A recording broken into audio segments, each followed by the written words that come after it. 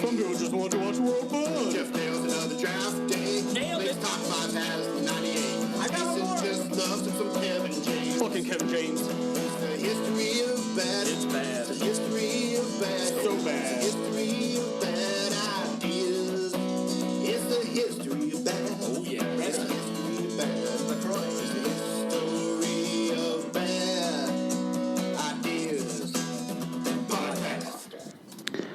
Please note that any comments, jokes, questions, maybe anything that we say on the history of bad ideas is all in good fun. And remember, we insult everybody. Our thoughts, opinions, questions, anything else, actions that we do on the show do not reflect any of our employers, organizations, advertisers, or anyone else that is associated with the history of bad ideas. And remember, at the end of the day, it's just a joke. Welcome to the History of Bad Ideas, episode number 378. I'm Jason. I'm Jeff. I'm the power bottom.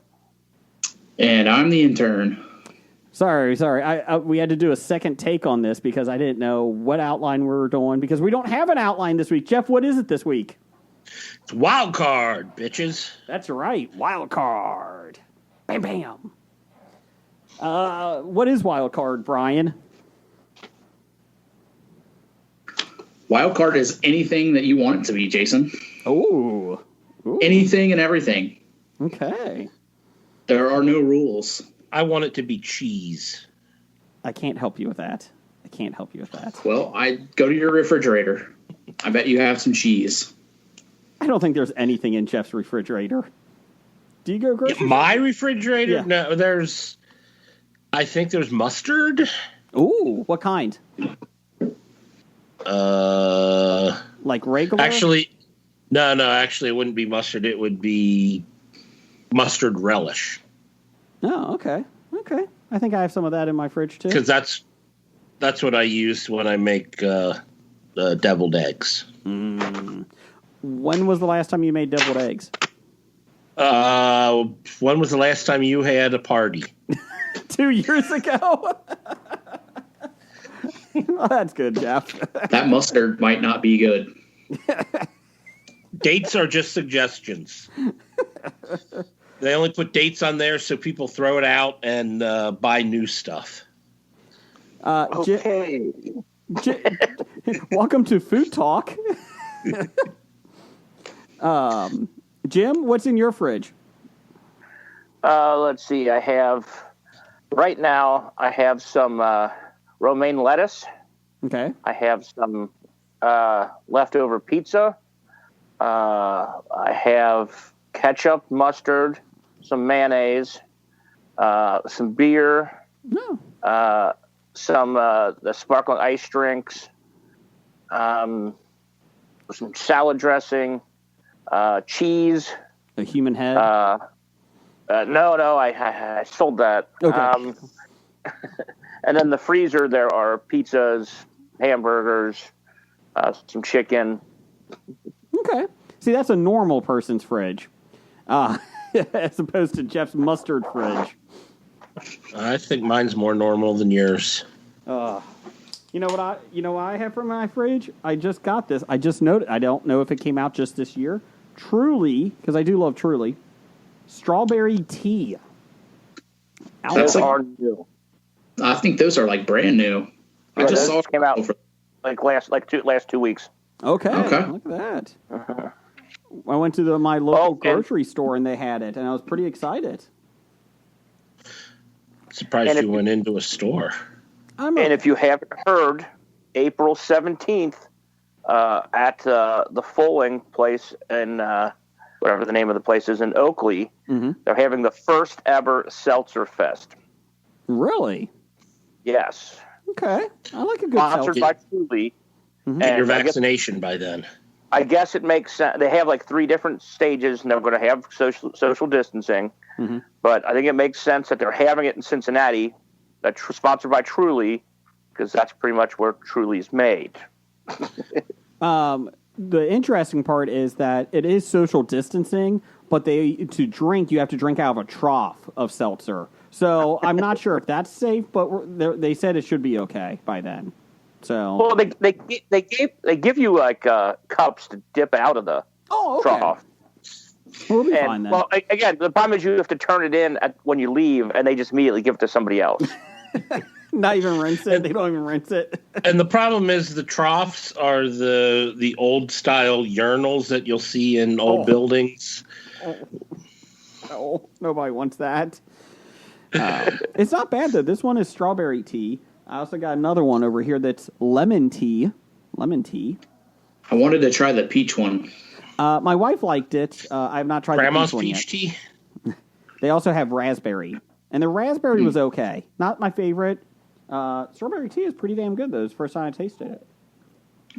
So Does it taste like tea?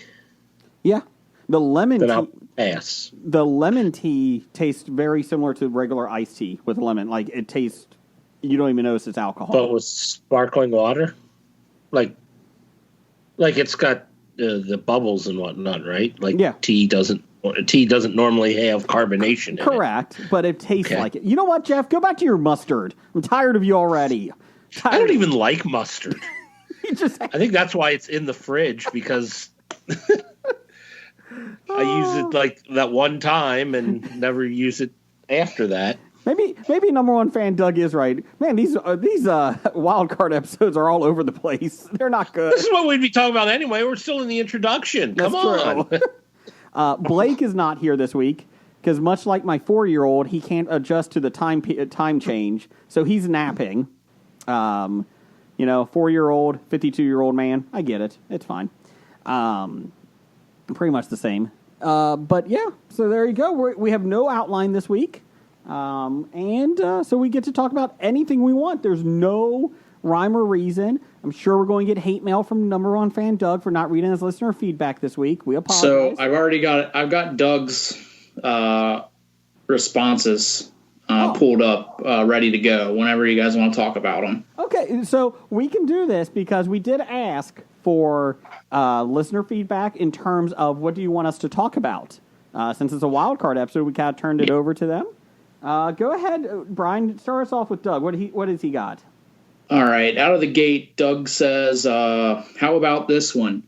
Jason will not let the crew back in the studio, but every Saturday he posts pictures of himself working out maskless on Facebook. What? In a gym. In a gym. Okay, first off, I don't post those. I get tagged from the boot camp. But so you're there then? I don't know.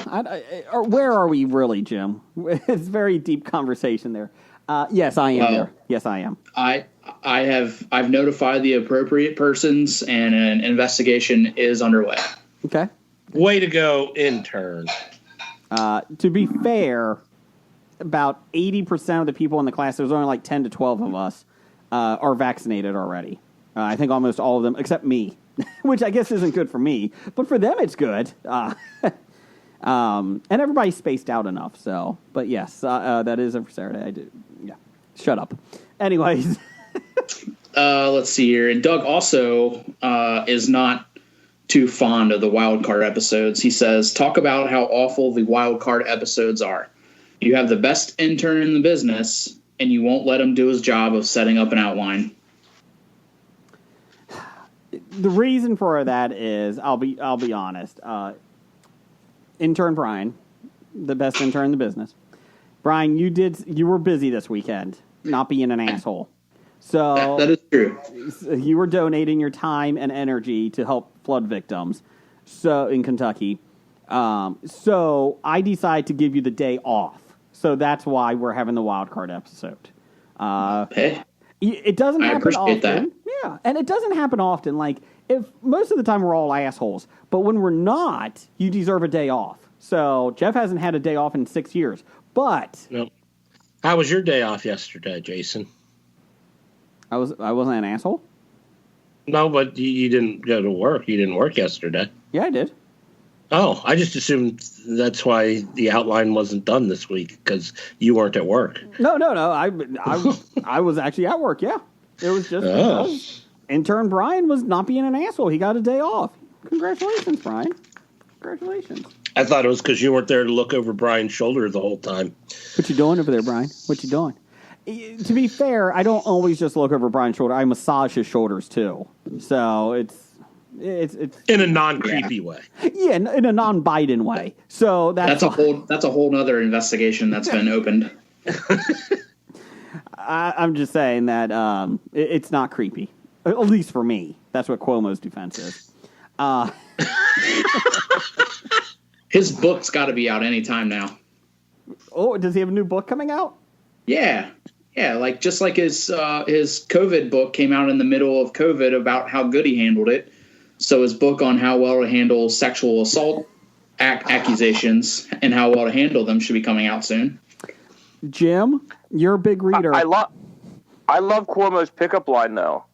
Oh, Can you help me figure out how to open the notes on my iPhone? Is that what he says? He was doing that to some of the girls. Yeah, two of them had the exact same. He asked the exact same thing to two of them. Oh God! The late night comedians had a field day with it. Oh, God. Nothing says like sexy old man like I don't know how to work my phone. Oh my God! What the fuck is wrong with this country? I don't get it. There's a lot wrong with this country. Oh, jeez. Jim, you're in charge of reading Cuomo's book. You're a big reader. Come on. Dear God. I'll give you a choice. I'll read it if you watch Jessica Jones. I did. Oh, the whole run of Jessica Jones. Oh, okay. Well, that's a tough call. It really shouldn't be, though. That's the sad part. Yeah, it was really good. Do we got anything else from Doug? Anything else? Let's see. We don't have anything else from Doug, but we do have. Let's see here. Kevin at Cincy Explorer wanted to know why Avatar is such a divisive movie and why it will never be superior to Endgame. Well, it's a divisive movie because a lot of people actually said it was good, and then a lot of people said it was bad. And that's why it was divisive. More people have said it's definition of divisive, Jeff. You're welcome. I didn't ask for you why define Live Forever. I asked you why you wanted to, not what define it. We're not only an entertainment podcast, we're an educational podcast too. And why is it divisive? Because it's a piece of shit movie. Come on, let's be real. It is. Have you actually watched it? I've seen like an hour. I feel like that's good enough. No. What'd you say? I have watched it. It's not a good movie. What'd you say, Jim? That's more what I've seen of it. Okay. Speaking of crappy films, I got to, I don't know if it's a pleasure, but I got to watch The Passion of the Christ this week with Steve and Izzy, not in the same room and not together. But anyways, for their podcast, Everything I Learned from Movies. Jeff, that was not a good movie. And I remember watching it twice with you, the edited version and the unedited version when you worked at the movie theater. Yep. It's worse the third time seeing it. Like, it was bad. Well, at least the second time they took out some of the gore. Oh, because it was there was an 8-minute scene of just whipping, and I'm like, yep. How many times was he whipped? Over 270. So to be fair, we both, Steve and Izzy and I both all admitted that we did speed mode some of it at 1.5 speed. So at a certain point, I was just done. Oh my God. And I haven't seen it since I watched it with you, Jeff. And Nelly, it's bad. The number one question is, how is the character development? Awful. Awful. I mean, do they let us know why we should care for this character? That is true. There was not much background about Jesus. I don't know who he is. You didn't give me a backstory. He just had these guys following him. I don't get it. It's just a guy that got whipped 270 times for no apparent reason because they didn't give us the reason. What was his passion? Tostitos. Really odd. I never thought that. He really likes Tostitos. Coal Ranch Doritos, too. He really likes Coal Ranch Doritos. Actually, to be honest, his passion was making high tables and chairs. He created the high table for people to sit at. He did. It was in the movie. Jeff, you'll be proud. I thought it might have been fishing. No, not really. The fish just came to him. It was kind of odd. They just jumped out of the water to him. Wasn't much skill. Jeff, you'll be proud on the Everything I Learned from Movies, which will be out in April, that episode. We did spend about 10 minutes talking about the high table and the functions of it. And you told us that last week. Did I? Oh, I wasn't on Izzy's show last week. I just watched it last week. So, well, maybe you talked about the high tables last week. My comment last week was that the Passion of the Christ spent 10 minutes on it. I'm telling you, we spent 10 minutes on it in the podcast. Gotcha. Okay. Sorry. So now I understand. I think Doctor Number One has a good one too. Did you see that, Brian? I did. Yeah. Mm-hmm. We let's see. He wanted us to do Face Off, Scarlet Witch versus Luke Skywalker. Ooh. Jim, what do you think? On who would win in a fight? Yeah. Oh, it depends which Luke Skywalker, because if Scarlet Witch gets there early enough and he's just being a whiny little bitch on Tatooine, she can crush him. But if you get to like the Vader, like the Luke Skywalker from especially like the Mandalorian when he's at the height of his power, that'd be tough to beat. I suppose we're picking them both at the height of their power, or at least because, if you hit Scarlet Witch, has Scarlet Witch found a way to go back in time? Good point. They would never meet up because Luke Skywalker happened a long time ago in a galaxy far, far away. But she has the ability to do so. Whether she harnessed it yet or not remains to be seen. I think it depends on where they're fighting too. I think that's a big thing. If she's on Tatooine, I think I give the edge to Luke. She's not used to the sand because it gets everywhere, and I think she's not used to the heat. That. And the heat. I think the heat. And to be honest, the two moons would probably screw her up. Like she would see the moon. Two suns. Whatever. The two suns. So I would give it to Luke on that one. If it's like in Westview or wherever it's at? Westview. Yeah. I'm going to go with Scarlet Witch because that's home territory and she can pretty much manipulate anything around her. She would just put, runes on her hexes and he wouldn't be able to use his powers. Yeah, I agree. That's how the Force works, right? Yeah, I think so. She could manipulate the chlorines or whatever it is. Oh, there you go. Oh, I think I have to put it to the Scarlet Witch then. I think so too. If she can manipulate the midichlorians, he might not get access to the Force ever again. Yep, I agree. Brian, what's your call? I'm going to say, it depends on where it's at as well. If you put them in a neutral site like a CVS parking lot, I'll probably say Scarlet Witch. I was going to say center ice in the igloo in Pittsburgh. They would just keep falling and slipping. Well, if that's the case, Jean-Claude Van Damme's going to win. I've seen Sudden Death. He's going to win that fight every day.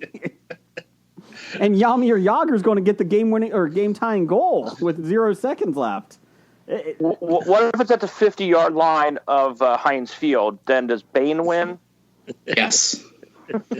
I'm still mad at that asshole for not killing Heinz Ward. I am Bane. We ask one thing of you, Bane, just one thing. But no. Typical Heinz Ward, though, after Bane blew up the whole stadium and killed everyone, he just walked off the field. He didn't give a shit. He just looked back. They're dead. Moving on. Fucking Heinz Ward. I scored a touchdown. Yeah. Does that count on my stats? I'm the best receiver ever. Just ask me. I'm Heinz Ward. Does it count on the stats if the defense got sucked into a pit below the field? Yeah, Bengals defense. I guess it depends on if they actually count it as an official game. Oh, that's true. Probably not. It's the first play of the game. So I'm guessing it didn't go long enough. Yeah, they probably didn't have enough. Yeah. It's not like the baseball where after 5 innings, it's an official game if it rains. Unless they kept the clock going. Then it could have been. Oh, yeah, the clock just kept running and running. Yeah. There was nobody to call timeout. Hines Ward kicked it to the other team. Nobody's there. Fuck you, I want my touchdown. I'm playing. Hey, look, there's Johnny Manziel. He's coming out. It's okay. Good old Johnny. What else we got? Anything else that people want? Dr. Number One also wants to know what are your thoughts on President Biden not holding any press conferences? What is he hiding? He thinks it may be wizard people. Wizard or lizard? Lizard. Lizard people. The lizard people, yes. I wanted it to be wizard people. But Biden's old enough to be a wizard. What he's actually hiding is he's not healthy enough, and he is just a puppet for the Democratic Party, and they're just waiting, giving it time before they can put in Kamala Harris. Okay, down the hall. What is this? Is he like a Statler and Waldorf from Muppets? Well, see, it doesn't matter because he's just on the soundstage, Hollywood soundstage anyway. He's not in the White House. Yes. He's on a movie set. That's not even the real White House, guys. I saw several videos on TikTok of people telling me that exact fact. So if you can solve this case in 10 seconds on TikTok, Brian, you got it, right? Yes. Yes. So did he never go to the White House? He just sent his dogs there to bite Secret Service members? Yeah, their dogs are in at his home now. Yeah, they're back home. Oh, now they are. Yeah, they got moved from the White House because Major was a biter. But they're getting a cat to take the dog's place at the White House. Oh, that's not because they want to have a pet. Ugh. So they're adopting a cat. Ugh. I hear guinea pigs make good pets. Is it going to be one of those tigers from Tiger King? Oh, well, Joe said that he'd send him one only if he got a pardon. I don't know about you, but with my stimulus money, I'm fucking getting these cats. I can get a couple. I'm pretty excited. About it. Only $3,000. You're just thrilled because you've got dependents who get you even more money. Hell yeah, I do. Hell yeah. I think it goes in tomorrow. I think so. Some have already gone in, so I don't know. Yeah, I think they've gone in, but you can't withdraw yet, I think is part of it. I think it's just like a whole... How can I not withdraw money that they're giving me to spend? How can I spend it if I can't take it? Jeez. It's going to be like Black Friday at 12:01 a.m. today. Everyone's going to be at the ATMs lining up going to Walmart to buy a foosball table or something. I got my 80-inch TV from Dynex. I think that's Scientologists. Well, due to the ineptitude of the Internal Revenue Service, it currently looks like I will be getting my third stimulus in 2022. All right. Have you gotten your second one yet? Nope.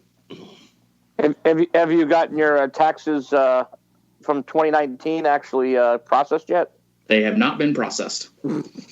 Last I heard, they were only up until they are just starting to open up the process returns that were mailed in.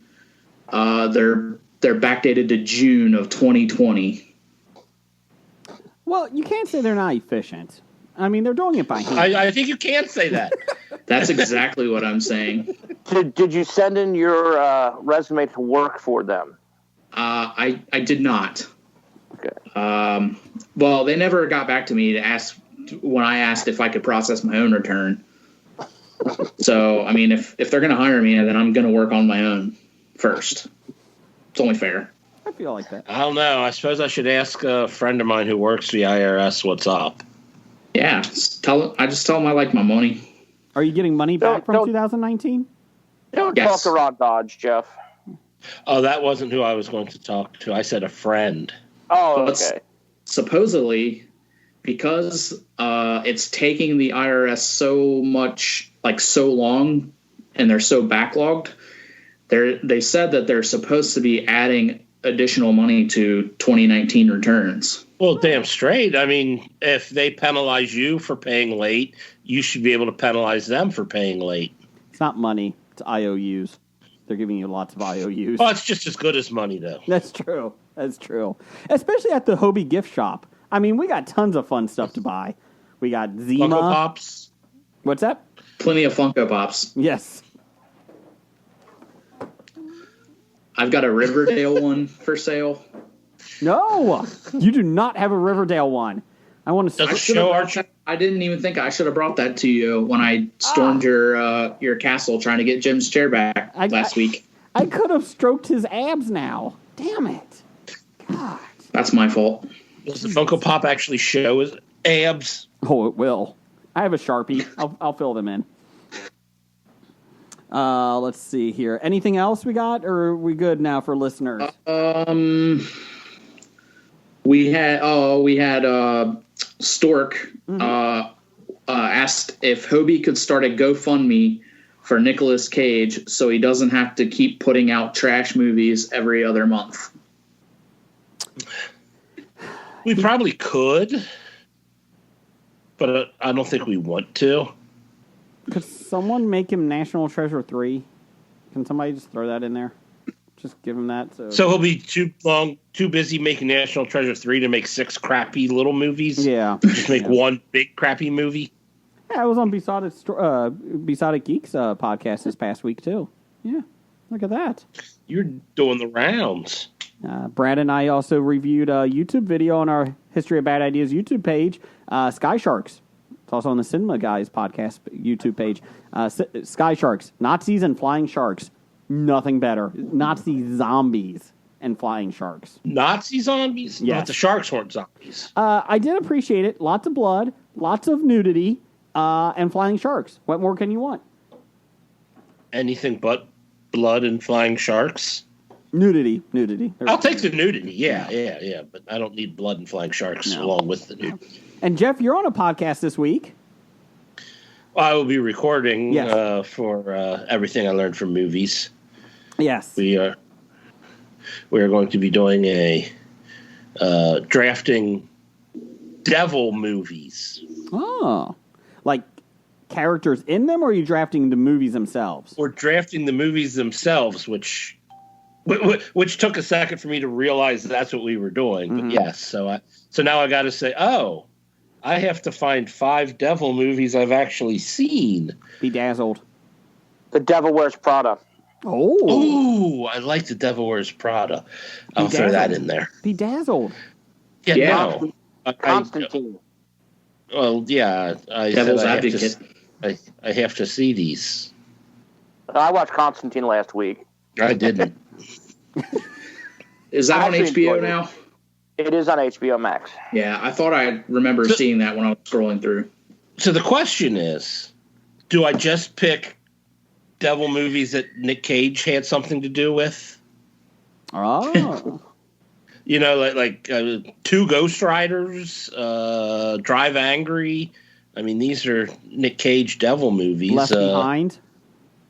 He had one movie that had devil in the title, although I don't think the devil was actually in the movie. Still counts. Counts. So do I just go the Nick Cage route? Mm-hmm. So it's movies, not television shows? I'm pretty sure it's movies because their podcast is everything I learned from movies, not everything I learned from television. Ouch. Jeff bringing the sass. You can't put Lucifer on there? The Lucifer show? No, I don't think because I can. That's a television show, Jim. Jeff just explained it to you, damn it. I mean, yeah. Well, Justified had a character named Devil for like 2 seasons. Ooh, that's a good point. He's the same guy. It's the same guy who he was in Friday Night Lights who played what's his name, the quad rugby player. Oh yeah. Herc. Herc, yeah. Yeah, not her. That's right. How about Exorcist? The Exorcist? That could 3. go on my list. Exorcist 3. Well, no, that can't go on my list because I haven't seen that one. I think the first one or the they did like the prequel one? We got, let's see here. I'm looking for you, Jeff. Goat Story. It's a cartoon. So I put devil movies in. Stay Tuned with John Ritter. Remember that one? No. Oh, yeah. That was not good. We got Devil's Advocate. Yeah. Devil's Advocate. Big fan of that one. Oh, yeah. So you're saying, so I need to watch The Devil's Advocate is what you're saying? Yeah, and you can take a drink every time Keanu Reeves' accent goes in and out. You would be drunk by like hour one. I think the first hour. Oh. The Imaginarium of Dr. Parnassus. There's a devil character in that. Yeah, I noticed that when I looked up devil movies. Like I said, I want to pick movies I've seen. Little Nicky? No. I will not pick Little Nicky. Come on. Popeye's Chicken's the shiznit, though. That was. Jeepers Creepers 2. Is that a devil or just a demon? Because he did specifically say not demons, but devil. How about Repossessed? Yeah, so I don't know. With Leslie Nielsen and Linda Blair. Oh, just saying. I'm giving you good ones here. Running with the Devil. That's the Nick Cage movie with devil in the title. So that would count. Okay. The Devil Wears Prada. Yeah, Jim threw that one out. How about I didn't hear that. Sorry. How about Needful Things? Oh, that's a good Needful one. Things? That's a good movie. Leland Gaunt is pretty much the devil, and people make agreements with him. How about the movie Devil from M. Night Shyamalan Ding Dong about the elevator? I mean, that might be on my list. I'm just saying. There's Oh God, you devil! Oh yeah, I'm putting that on my list now because George Burns is the best. Is he? What do you mean? Oh, he was because he's no longer with us. But the Omen movies. That's the Omen 2, Damien. Yeah. I was going the remake of the Omen. No, I should just put 5 Omen movies on my list, right? You should. That's all you should pick. That's all you should pick. Dr. Faustus. Yeah, if we can go back in the 20s, is that when the original Dr. Faustus movie was? I think the original. They also had the remake in '67. Did you guys say Rosemary's Baby? We did not yet, but that is one I've seen, so it could potentially be on my list. Johnny Depp, The Ninth Gate. That was a good one. I haven't seen that one either. You could use Airborne. Was there a devil in Airborne? Devil's Backbone. The street they rode man. on. Nice. I like it. Ooh. How about I'll have to find out. for Brian, End of Days with Schwarzenegger?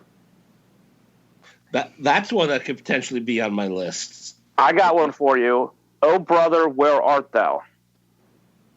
Oh. You forgot. I hope the guys I'm going against aren't listening to this. You forgot Legend. Legend. I didn't forget Legend. You should. I mean, I know it's Tim Curry and all, but still Legend. Devil in a Blue Dress. Is that Denzel? Okay. Denzel, Don Cheadle, Tom Sizemore. Oh. Tom Sizemore. Jennifer Beals. Okay. Ooh, she's a maniac. Okay, so let's get to this. If we didn't get to any other listeners on their requests this week, we'll get to them next week on our listener feedback. I still haven't suggested the Ralph Macchio legendary movie Crossroads. Crossroads, yeah, I saw that one. I didn't want to have to go Crossroads. The only Crossroads I know is with Britney Spears. I don't know the other one. Well, the Ralph Macchio one's better, but I like the Crossroads on country music television, CMT. They do like mashups with like 2 different artists. Those are good Crossroads. At the Crossroads. I will say, oh crap, I forgot her name. Gamora. Yes, I know who you're talking about. The actress who plays Gamora. Katie Blackburn. What? Kelly. What's her name? Anyways, moving on. Well, wow, you're wrong completely. Zoe Saldana. Thank you, Zoe Saldana. Zoe Saldana. Yeah. Yeah. Jason, you were so close. It was on the tip of your tongue. Thanks, Jim. I'm pretty sure, didn't she like get like her first big break in the Crossroads movie with Britney Spears? Britney Spears? I don't know. I just remember that movie was so bad, and I had to watch it. Bastards. Unless I'm mistaken, I thought she was one of Britney's friends or whatever. I just know that Britney Spears got like down into her bra and panties in it, and I think she just turned 18 or 19 at the point, or maybe 19, and it was still just like, I think she was a little older than you were thinking. I don't know. Maybe she was 20, 21, but it still was a little creepy. Like, I don't know. I don't know about that. Yeah, Zoe Saldana played Kit, and Taryn Manning played Mimi. Oh. I knew Taryn Manning was in it. And Dan Aykroyd played Pete. Oh, Pete. What a great character. I wanted a prequel to Pete, but they never gave it to us. Damn. Guys, I got some breaking news here. What's that? Ooh. It says that Garth Brooks will be resurrecting Chris Gaines for a new album. Sure. I don't hate it, but whatever. Just saying. Garth is still trying to get a stadium concert going in May. Still trying. If we can do Seltzer Festival in April, why can't we go see Garth in May? Seltzer Festival with a trough. I guess you're right. I don't know. I would love to see Garth again. Just don't think I'm doing that. So they were saying in the U.S. that they think the music concerts will be coming back in September and October. Is when that late? Yeah. They said I thought they were looking. Well, that was like 3-4 weeks ago when they were hoping, like everybody would have it by, August or so, July or August. So I've seen quite a few bands putting out like rescheduled shows like in the summer. So, and I know like the old like what is it? Used to be Annie's down on Kellogg. It's now like Riverfront Live or something. They've got like 30 concerts lined up that are already going on. The bar right down the street from me, the music venue, has been doing concerts since like, I don't know, last year. Yeah, they've been going on Blue Note. Yeah. They just send them out. Def Leppard cover bands, everything. They got them. But they don't have Fawzy with Chris Jericho. They had to cancel that one. I know. That's like the one I was going to... Well, that and wasn't Jeff Tate supposed to be coming in there too? Yes, Jeff Tate was supposed to. Oh, okay. Yeah. I don't know who that is. What's he saying? You know him.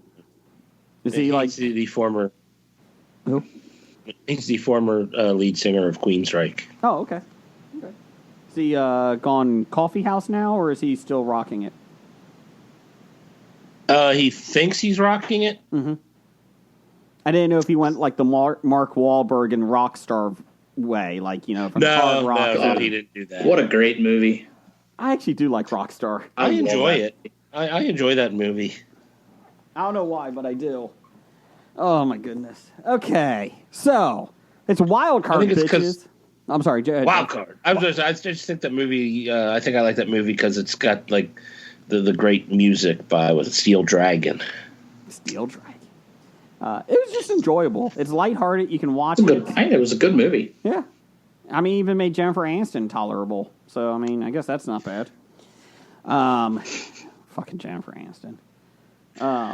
So, for Wildcard Week, I think we're doing our top 5 favorite Jennifer Aniston roles. You can. Everybody's got their own top 5 today, bitches. No.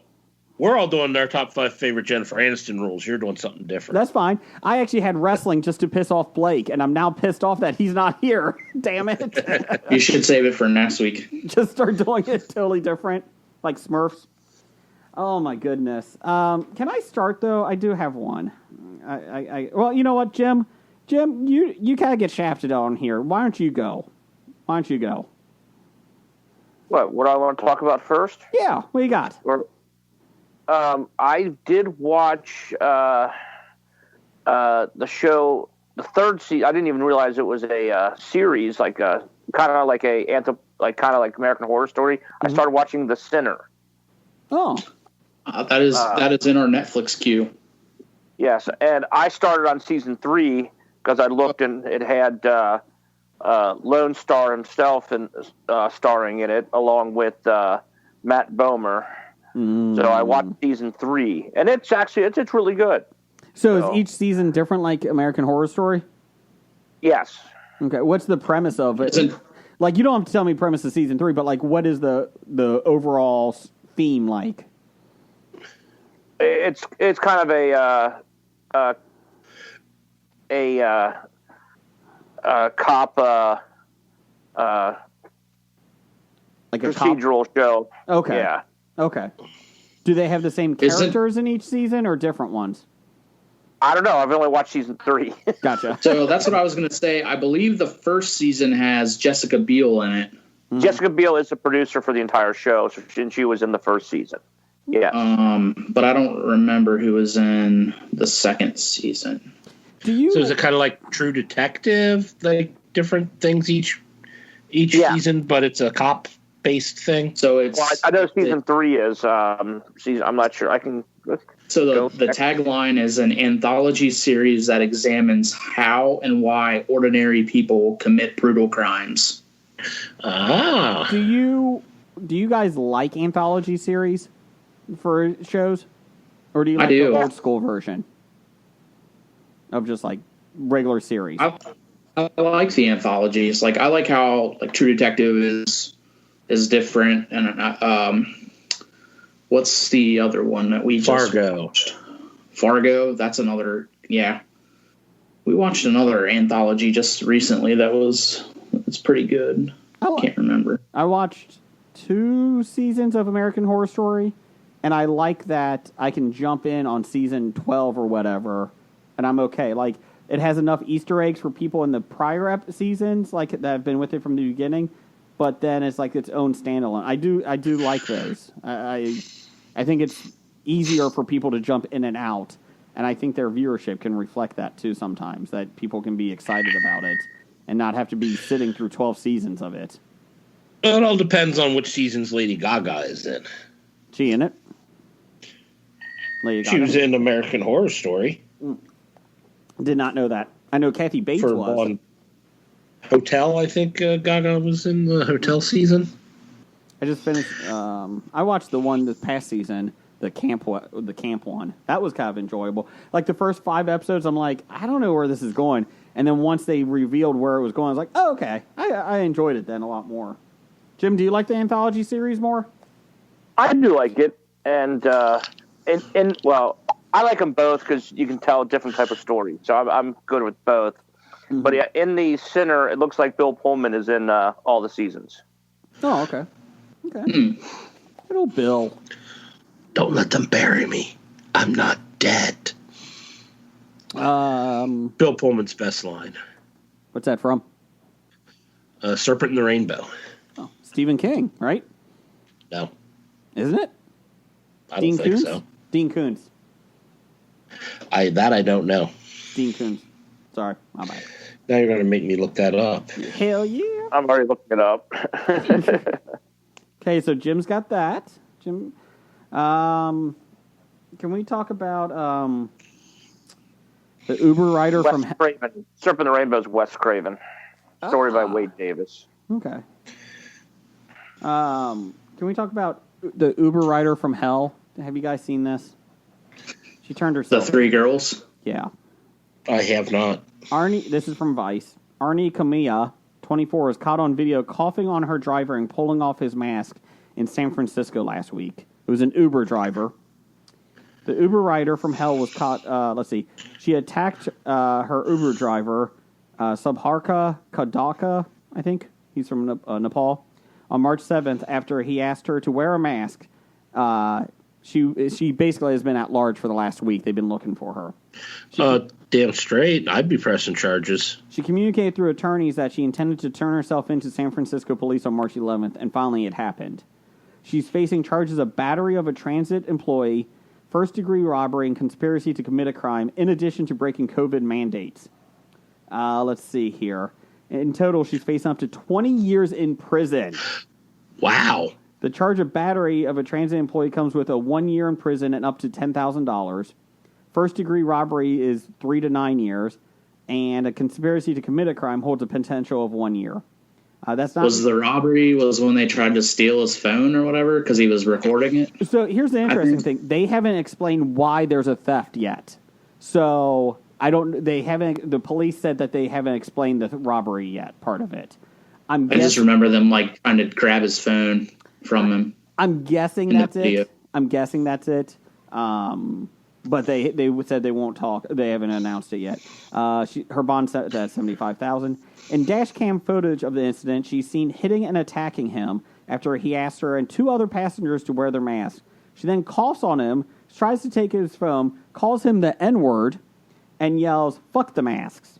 Another passenger in the car, Malaysia King, 24, begins to violently cough on him and yells, "And I got corona," in the video footage. She was arrested. Thankfully, that lady was arrested in Las Vegas on March 9th. This is the best part. After she was caught using a fake ID to try to access a bank account in a local Bank of America. Yeah, she's getting fraud charges on her. Good. The best part is... I hate people. No. Here you go. Kamira, the one that's been on the run for 7 days, she tries, a day after the video of the attack went viral, she went on Instagram Live wearing a pink bra and underwear and tried to explain her side of the story. to not apologize. She didn't apologize and justified her actions by saying that 75% of the people she knows will have acted the same way. She also implied the driver got off easy.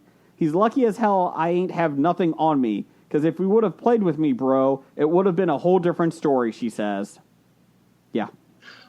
Wow. This isn't the first time Kamira has exhibited reckless behavior. A video surfaced of the woman recording herself going 122 miles an hour with one hand on the wheel in a car and the other holding a phone.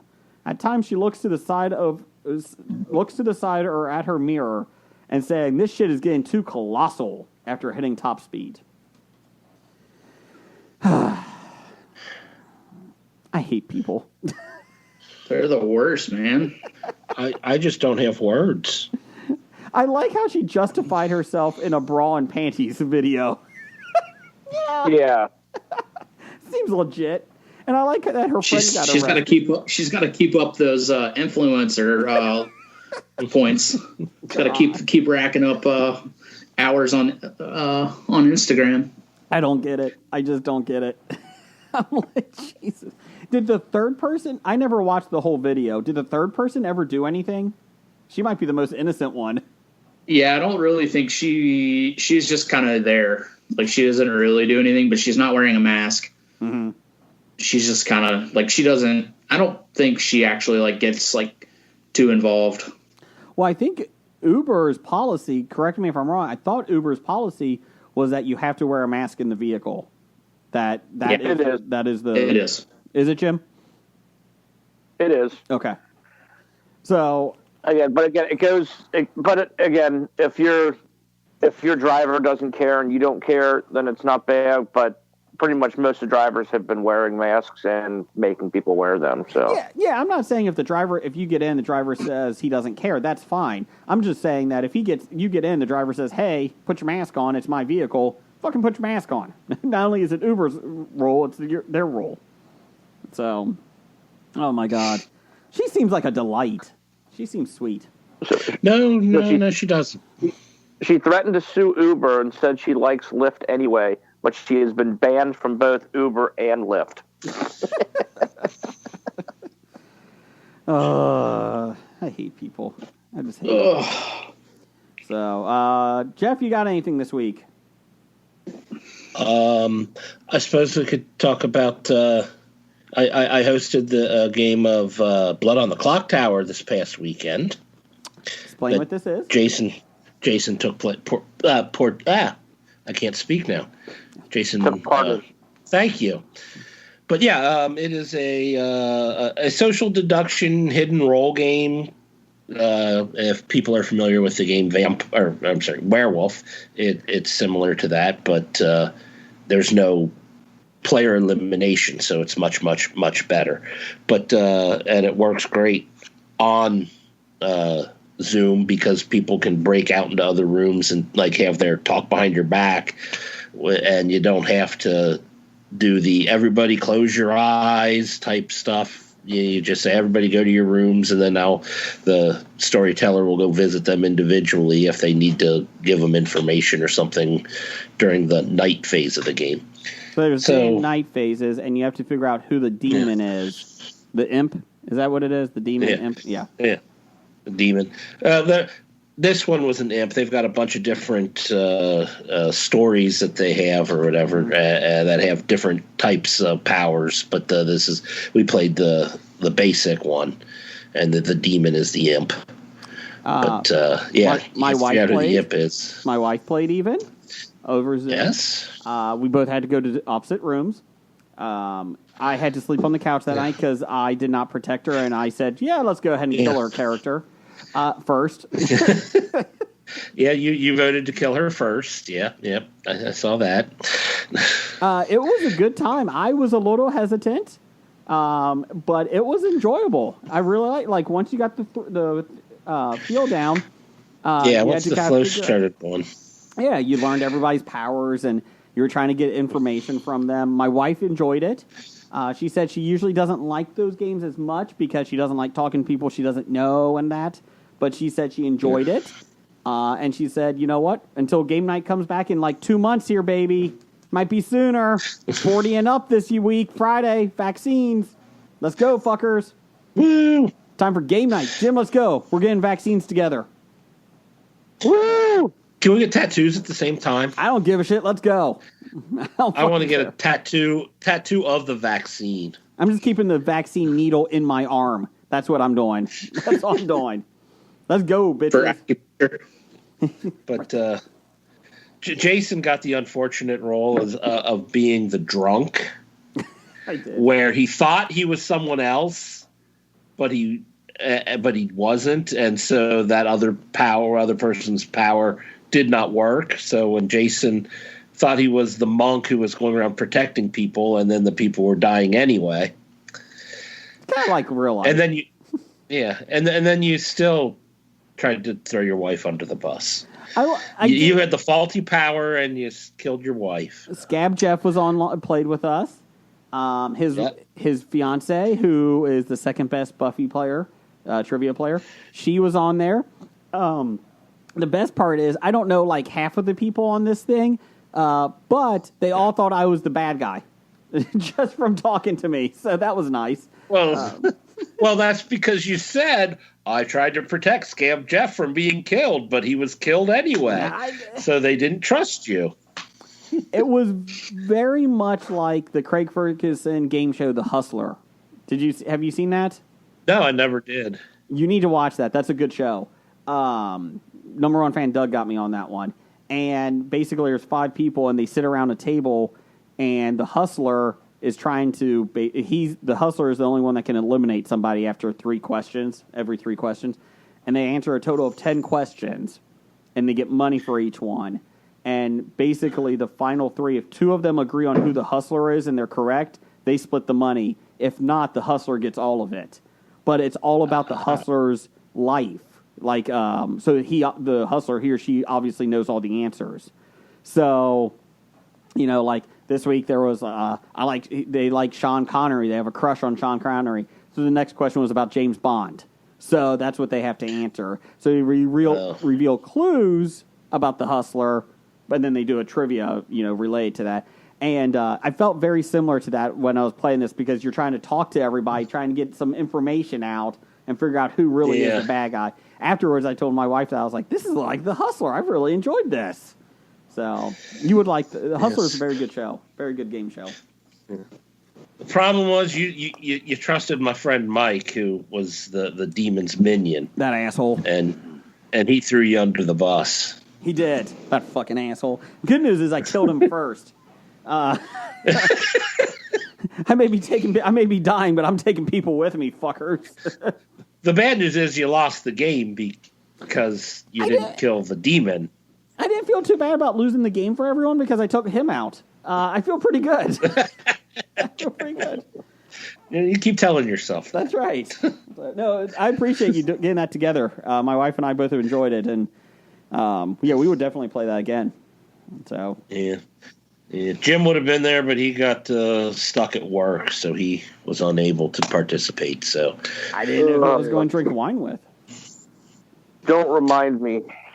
Oh, terrible day at work that night. We did, again, it's a small hole-in-the-wall bar where good days are like $2,000-3,000 we can do. We were almost at $6,000. Nice. So we doubled a good day. And I had to work because we had no other bar backs available. And so I bartended up till 5, worked in the kitchen from 5 till 9, then bar back from 9 to close. Ugh. And I just proved why I kind of ruined it for all the other bar backs working there, because now they have to meet my Your level, standards. my standards. They've got to actually work. They actually have to do something. Well, when Jim bar back, all this got done. Yup. We missed you, Jim. We missed you. I was a little tired on Saturday. The good And news then the is, time change came. I mean, Jim at least showed up with the time change. Blake, he's still sleeping, so he's like Rip Van Winkle over there. You know what's not changing this year, Jeff? The Cincinnati Comic Expo. It's still on September 17th through the 19th, bitches. Cincinnati Convention Center, or Duke Energy Convention. Duke Energy? Duke Energy. Thank you. In Cincinnati, Ohio. Get your tickets at CincinnatiComicExpo.com. Not yet, though. Pretty soon. They're going to announce some people showing up here soon. Got some announcements coming, so it's going to be pretty good. Well, the first major announcement is Hobie's going to be there. Hobie is going to be there. On the stage. We got it, baby. Taking it over. We will be there. So September 17th through the 19th. Get excited. Nicolas Cage might be there. Henry Cavill. Armie Hammer.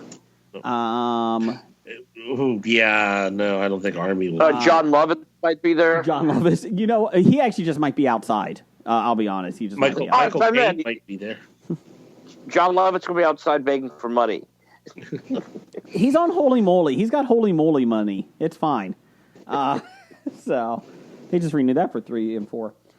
But yeah, September 17th through the 19th. Take a look at CincinnatiComicExpo.com. So, Brian, it's your turn. You got anything you want to talk about? I actually have several things that I'd like to talk about. Well, you got to pick one. We're taking turns here, Brian. Come on. I know. So I'm going to start off with what I'd like to call the Wilford Brimley racist. Okay. So let's see here. There is a girls' high school basketball announcer. Yeah. Who has anybody heard about this? Yes. I have not. Oh. Okay, so the game is about to start. So the camera feed is on. They're doing the national anthem, and I guess presumably the guy didn't realize that his microphone was live. So while they're doing the national anthem, some of the girls from the schools knelt for the national anthem. He proceeded to call them very racist names. So He wishes they lost, I think was part of it too, wasn't it? I hope they kicked their... what? I think he also said, I hope they kick their ass in the game. Yeah. Yeah, and called them the N-word, like effing N-words. And anyway, so obviously there was a huge to-do about it. So this guy's name is Matt Rowan, and he issued a press release in response to his racist remarks. Was he in bra and underwear? He was not. This was not a live Instagram apology. This was just a paper press release that got sent out. It says, I, Matt Rowan, on Thursday, March 11th, 2021, most regrettably made some statements that cannot be taken back. During the Norman High School girls basketball game against Midwest City, I made inappropriate and racist comments, believing that the microphone was off. However, let me state immediately, that is no excuse. Such comments should have never been said. I am a family man. I am married. I have 2 children. And at one time, I was a youth pastor. I continue to be a member of a Baptist church. I have not only embarrassed and disappointed myself, I have embarrassed and disappointed my family and my friends. At this time, I would like to state that I suffer from type 1 diabetes. And during the game, my sugar was spiking. While not excusing my remarks, it is not unusual when my sugar spikes, I become disoriented and often say things that are not appropriate or can be harmful. I do not believe I would have made these horrid statements had my sugar not been spiking. I just needed a fucking rice cake. Damn it. Where's my rice cake? So should have had a Snickers bar. Yeah. So he's using the Twinkie defense. Diabetes made me do it. But isn't that what Harvey Milk's assassin used? Exactly. The junk Twinkie food defense made me loopy. First off, let's dissect this a little bit. So let's reel it back here, Brian. So you have the press conference or the thing right there, his press release. So first off, let's go through that. Let's start with he's a father, right? He's a father. Yep. Father. So we got that one. Check that off. He's a husband. Check that off. Right. He was a pastor at one point. I like how he threw the religious aspect into it. What else do we have? What else? Those were the main 3 things. He's a family man. He's married. There you go. With kids, and he was a pastor, and he still attends a Baptist church. So Jim doesn't attend Baptist church. He doesn't have kids, and he's not married. So is Jim going to hell? Like, is that the difference? Like, he can go ahead and say this stuff, but this guy can't. He feels bad because of family man, right? No, I'm kind of expected to say that stuff, I think. Oh, okay, and he doesn't. Okay. See, that's the problem, Jim, is you're not saying the stuff. Well, I don't have diabetes. Oh. What a fucking asshole. Jesus Christ, I don't get it. I don't. I like that he was a youth pastor at one time. That doesn't. At one point. So maybe during one of his sermons, blood sugar spiked a little bit. Maybe got a little racist with the Bible. Maybe we're being a little hard. I've never seen any religious people do bad things. I mean, outside the Crusades and the priest. Get your reprinder on the iTunes app, iPhone app.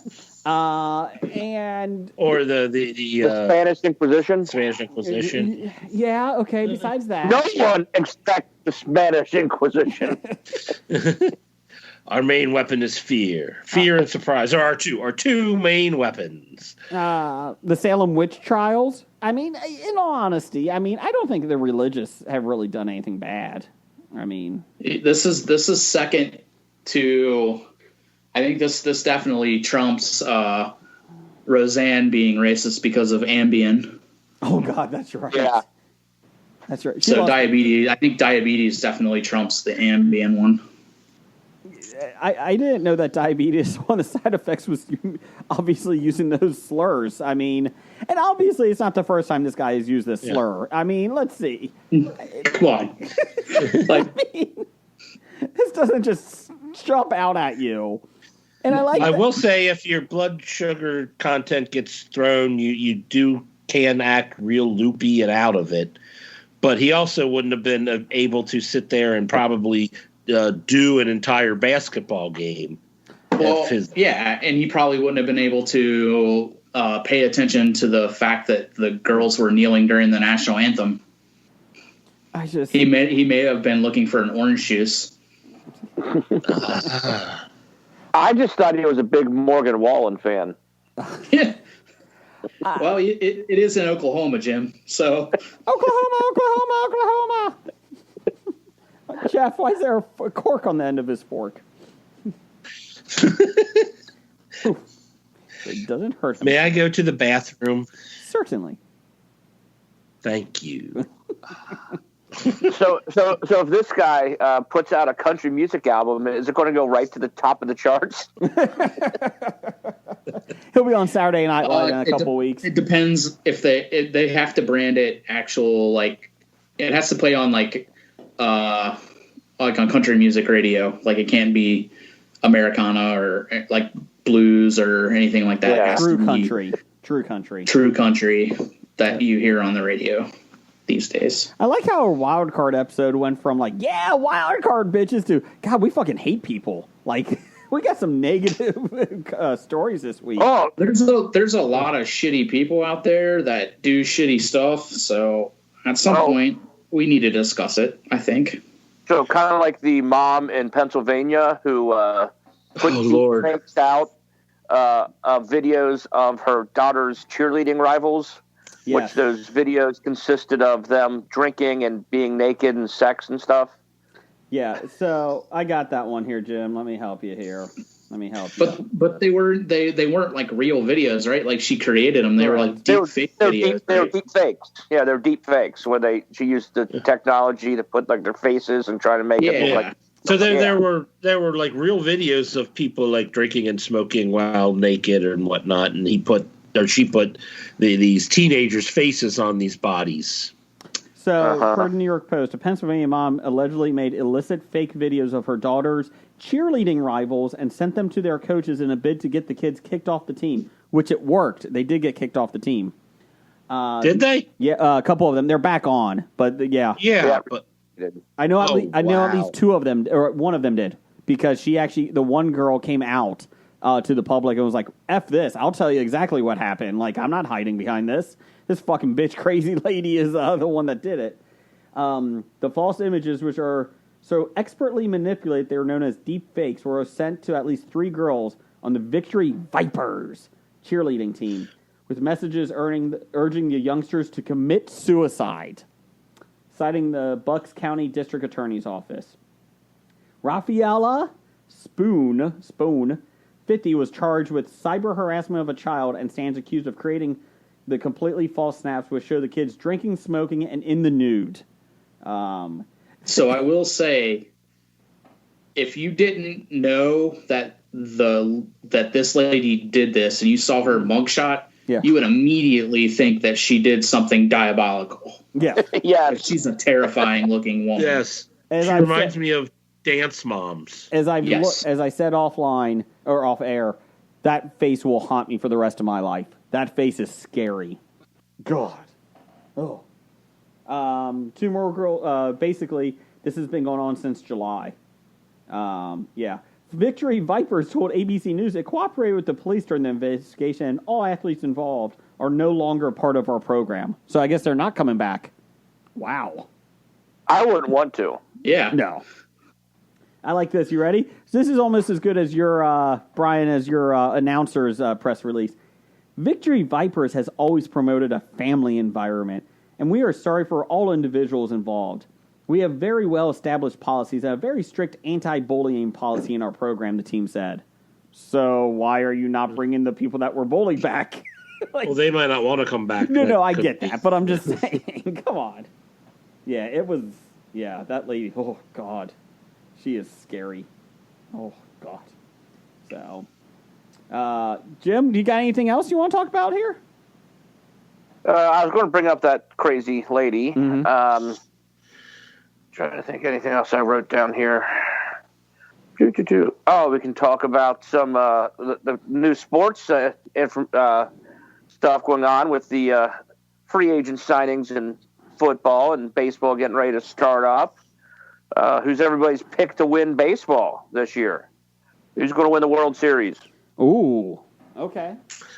I'll pick the Reds because I pick them every year. Okay, besides the Reds. Because I can't. I have to start off the season optimistic. Besides I the like Reds. your attitude. Besides the Reds, who's going to win? I don't know.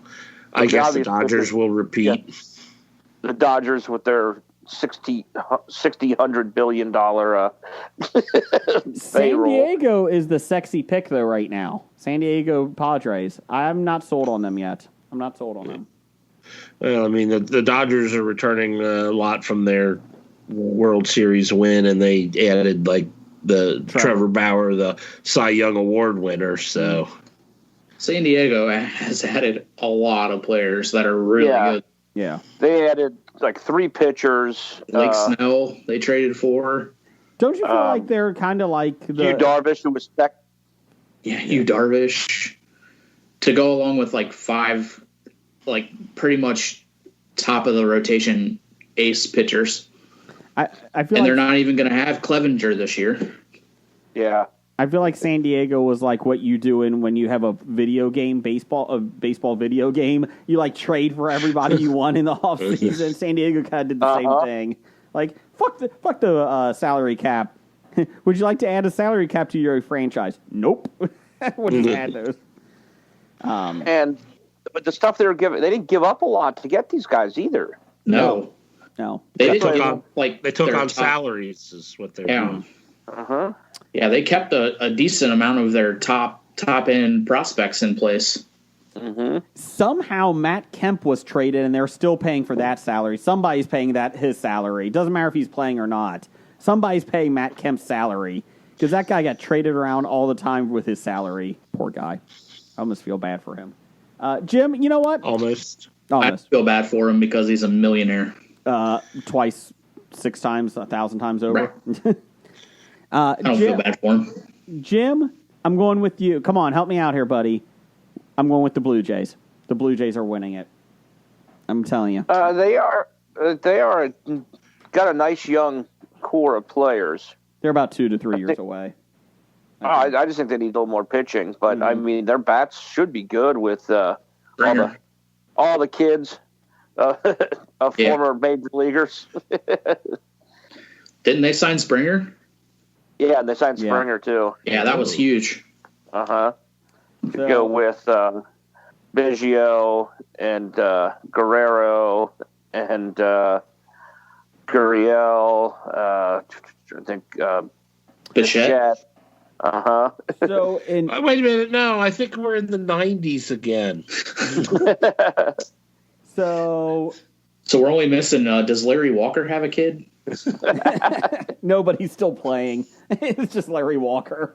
I got it, guys. Odds Shark, which is a betting one, is listed all the ratings. I'm sorry, the rankings for who's going to win the World Series. Who is the worst team to win the World Series? The worst odds to win the World Series.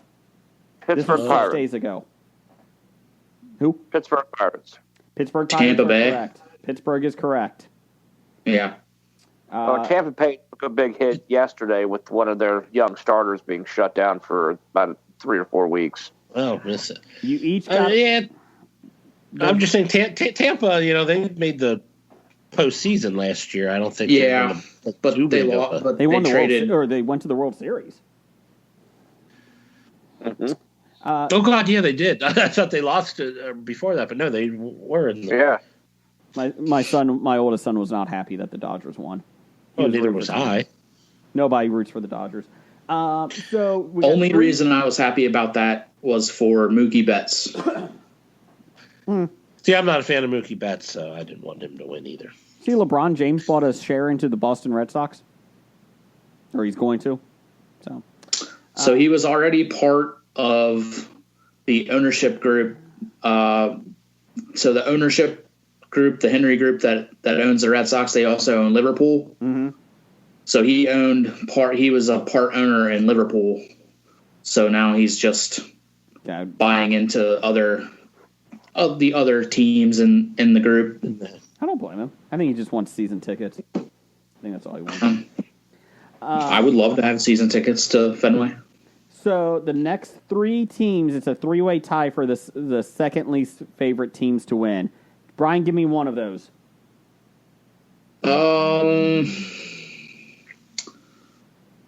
Oh, man. The Cubs. Okay, Jeff. I'll say the Reds. Jim.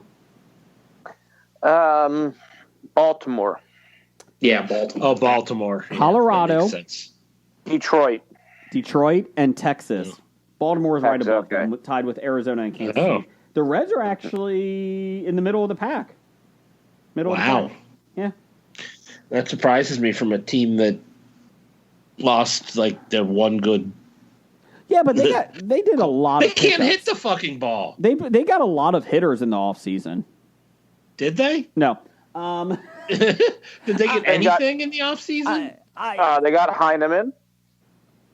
John Heineman will be a backup at every position. Yeah. Well, they have their new shortstop. Yeah. Suarez. Our Gold Glove All-Star third baseman. Yeah, Oh, Good who news lost is 15 pounds in the offseason. Yeah, that's He's moving a lot better. good news is they signed Brandon Larson. So he's going to play third. No, Oh, no, sorry. they didn't. so Suarez is moving to short, and they're probably going to have Moustakas move back to third. So they got a second baseman who's any good. Aaron Boone. Jonathan India. India. Oh, is he? You think he's going to make the team? He is having a really good spring. He was moved from the minor league camp to the major league camp already, and they say he's got a good chance to make the team. Him and Brandon Finnegan are two guys yeah. are might play their way onto the team. So the top 4 teams favored to win this World Series: L.A. Dodgers, Yep. Dodgers. San Diego, Yankees, Yankees. Who's the last one? and Houston? No, can't Mets. be Houston. New York Mets. Mets are 5th. The Chicago White Sox. I forgot about that. Oh, yeah. They did reload. Oh, they made some moves. That's Yeah. right. The last They few were years they've made moves. they were like the first ones to actually go after things, weren't they? Like they Yeah. made Yeah. the biggest splash early. Jim, since you're talking sports, let's talk the big story here. Johnny Manziel in the fan-controlled football league. I don't know why we keep talking about this. Because it's like a train wreck. I can't stop watching this. I still Stop it. if we stop. I'm hoping if we stop talking about it, it'll go away. Nope. So Yeah, I think you personally are keeping the Johnny Manziel story alive. okay, fine. You've given him more press in the last month than he's gotten in the last 3 years. Okay, fine. Here's your choice. I either talk Teen Mom or Johnny Manziel. Which one? Jesus Okay, let's Christ. talk about. I the think I can big hang free up on this call.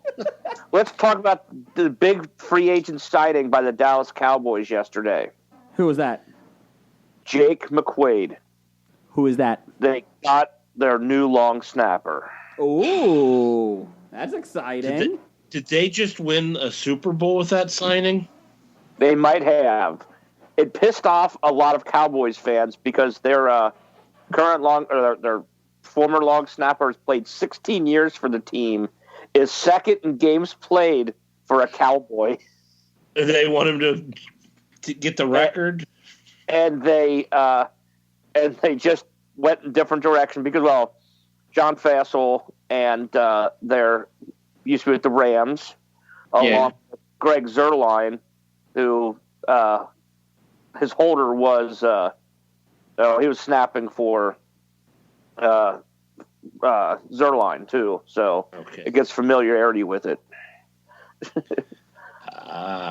Jeez. And I golf with his dad. Well, there's that too. Wow. A lot of movement in the long snapper area with the Bengals re-signing number 46, Clark That Harris. is fantastic news. Probably the only reason I'll re-up my season tickets. I mean, I do love Joey Burrow, but He is no Clark Harris. I'm still disappointed. I don't think Burrow has ever been in the Guinness Book of World Records. that's right. Speaking of long snappers, Miami Dolphins signed a long snapper yesterday, and you would have thought that the Miami Dolphins just released every player on their team. The fan base went apeshit. This is what we were waiting for, a fucking long snapper. And I was like, thanks, Miami, calm down. You guys don't even care about your fucking team, do you? I feel like that's Yeah, I feel thought like Miami was every more team- in the need of the holder for the kicks, because that's where they always have their problems. Laces out, Dan. Right. They just signed a backup quarterback today. Miami did? Tyrod Taylor. No, Tyrod Taylor is in Texas. Houston. Yeah. Let's see. Dalton went to Chicago. Yep. Oh, I'm That's a good glad. deal for them. $10 million. One Oh, year. that's a good deal for Dalton. He might actually play. $10 million with $3 million in incentives. Yeah. The Dolphins signed Jacoby Brissett. Yeah, Brissett. That's who the Dolphins got. Did AJ Green officially go to the Ravens? That was the rumor. That was supposed to He be hasn't. yesterday. It hasn't been official yet. Oh, okay. The wide receiver, that and the offensive lineman should be breaking like tomorrow. They have to be. There's still only some one- offensive linemen out there, still receivers. The cornerback market's starting to go, and William Jackson's still unsigned. Bengals got 2 decent ones. They actually did. Yeah, they got Hill. I love Mike I Hilton. love them signing Mike Hilton. He's a slot corner. Yeah, he shores up the run for them big time, and he can tackle, he can hit.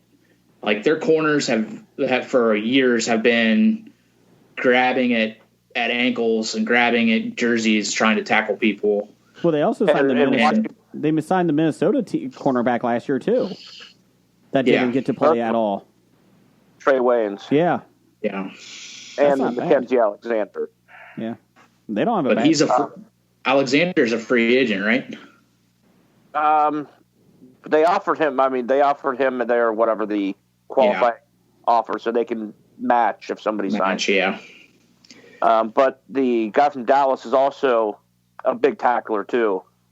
Yeah. He's going to get the run. So I mean, after years of, seeing Kirkpatrick with the Hail Mary, like, oh, well, I'm going to get beat. I might as well just go ahead and pass interference because I can't hit him or I can't catch him. Mm-hmm. But I really think that's going to, like, Hilton and Von Bell together, like, those dudes can hit. and that just frees up Bates to play center field. Yeah, they have to lock him up soon. Yeah. Jeff? Especially letting Jackson go. Jeff, do you feel And better then, about your fantasy football team this year now? What, me? Yes. Why would I feel good about my fantasy football team? Just checking. I'm just doing all football talk here, so I'm just trying to get you. Especially, I'm too busy looking at my fantasy hockey team. Oh, no. Let's not talk that. Jamie, got anything else, or are you good? Oh, I had a nice bowling series last night, so I'm proud of myself for that. Congratulations. It's all about me. It's all about me, not about the team, because we got beat by like around 200 pins in 3 games. Ooh. But I bowled a 257, a 205, and a 213, so I was proud of myself. See, Jim, it's kind of like you killing, like me killing the one person in the game. Even though the people I lost, I at least took someone down. It's you. Your team lost, but you did really well. Yeah. Good job. And I watched a guy bowl a 780, which was a 267, a 266, and a 247 against us. That was pretty impressive. Did he use 12 frames like in Kingpin, or was it 10? Or 15 frames. 15 frames, sorry. 15. They do everything 150 times. Kingpin was on the other week. That's an enjoyable show still. It's a little odd, but still. Watch that with your children? No, I did not. Jeff, you got anything? Real quick before we get to the top The five? next thing I want to talk about was the next thing on Brian's list. Oh, what's that? So I guess we're back to me then. Yes. Yeah, the next thing on Brian's list. So I came across something on Twitter, and it's very interesting to me. So there's a reporter. He's actually a photojournalist in New York, but because of the pandemic, his paper like kind of shifted him around. So he started doing restaurant reviews for different papers and things along those lines, just kind of highlighting some of the restaurants that were doing well through COVID and what they were doing and stuff like that. So he's researching for a piece, and he pulls up some reviews from this restaurant. So, and this is the first one that about this specific thing that he tweeted out. So here's the review. It says, "Unfortunately, the place was empty due to COVID. Service was great. We got shellfish medley. It was delicious. My husband had the scallops and he loved them. I also had the swordfish special with lime cilantro butter, but I couldn't taste either the lime or the cilantro." Okay. So he's like, so he tweets that out, and then he goes and he says, "I just got, after reading this review, it just made me want to keep digging." So the next one he posts, "Maybe salt is running out in this place's kitchen." So the next one, "I had the worst tuna sandwich of my life at this place. It looks like a deli, and I've heard about it, so we wanted to give it a try. It's horrible. The tuna tasted like nothing. The tomatoes were tasteless. The shredded iceberg was tasteless. We added pickles, and it tasted like nothing. It might have been the most depressing thing I've ever eaten." I think we all see where this is going.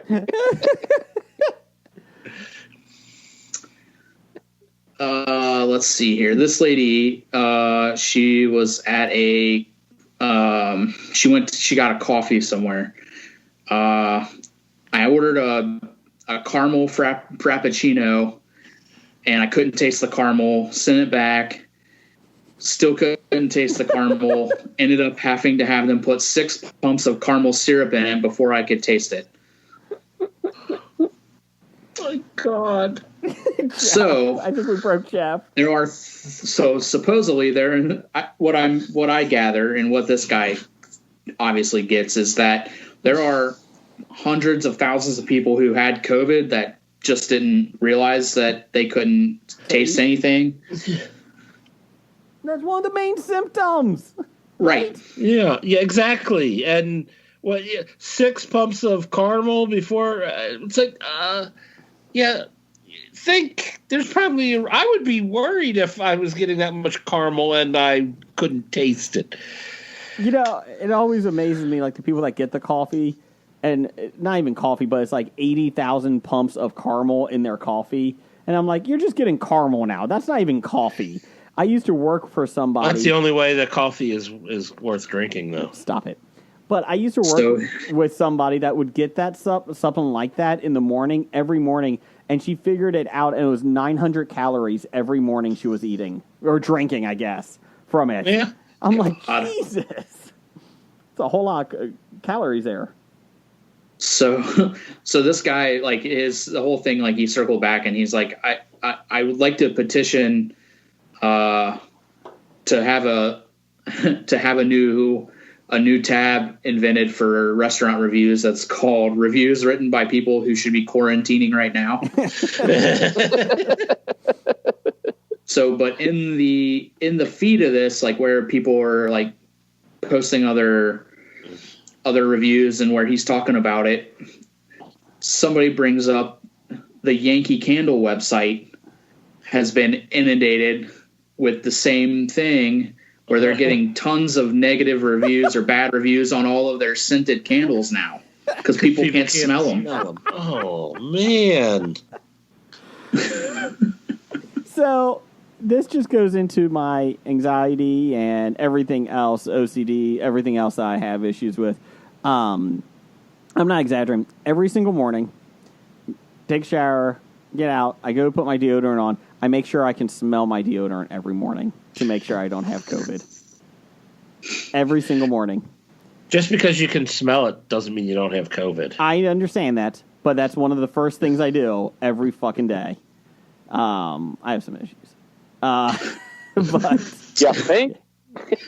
There are angry ladies all over Yankee Candle's website reporting that none of the candles they had bought had any smell at all. I wonder if they're just feeling a little hot and nothing has much taste for the last couple days. Wouldn't you think, like, if you're not smelling it, like, you would be thinking, hey, maybe something else is going on? Oh, Yeah. fuck it. No, never mind. I know this world. Never mind. Fuck it. No. I literally had to bring my nose to the rim of the jar to notice any scent. This is one of the weakest Yankee Candle scents I've ever had the displeasure of purchasing. Horrible candles. Absolutely no scent at all. I smell literally no citrus when this candle was lit, even putting my nose inches from it. That was from Tim. Oh, damn it, Tim. Damn it, Bobby. Damn it. I don't know, like I just like somebody like retweeted that and into my feed, and I guess got sucked in the rabbit hole of it, and I was like, it's so ridiculous that so many people had no idea. What, Jeff? I was just thinking maybe I had COVID when that chicken place around the corner opened. No. There's Raising Cane's has no flavor. Oh, okay. But I heard they have good sauces. Raising Their chicken Cane's has has good no sauces. flavor.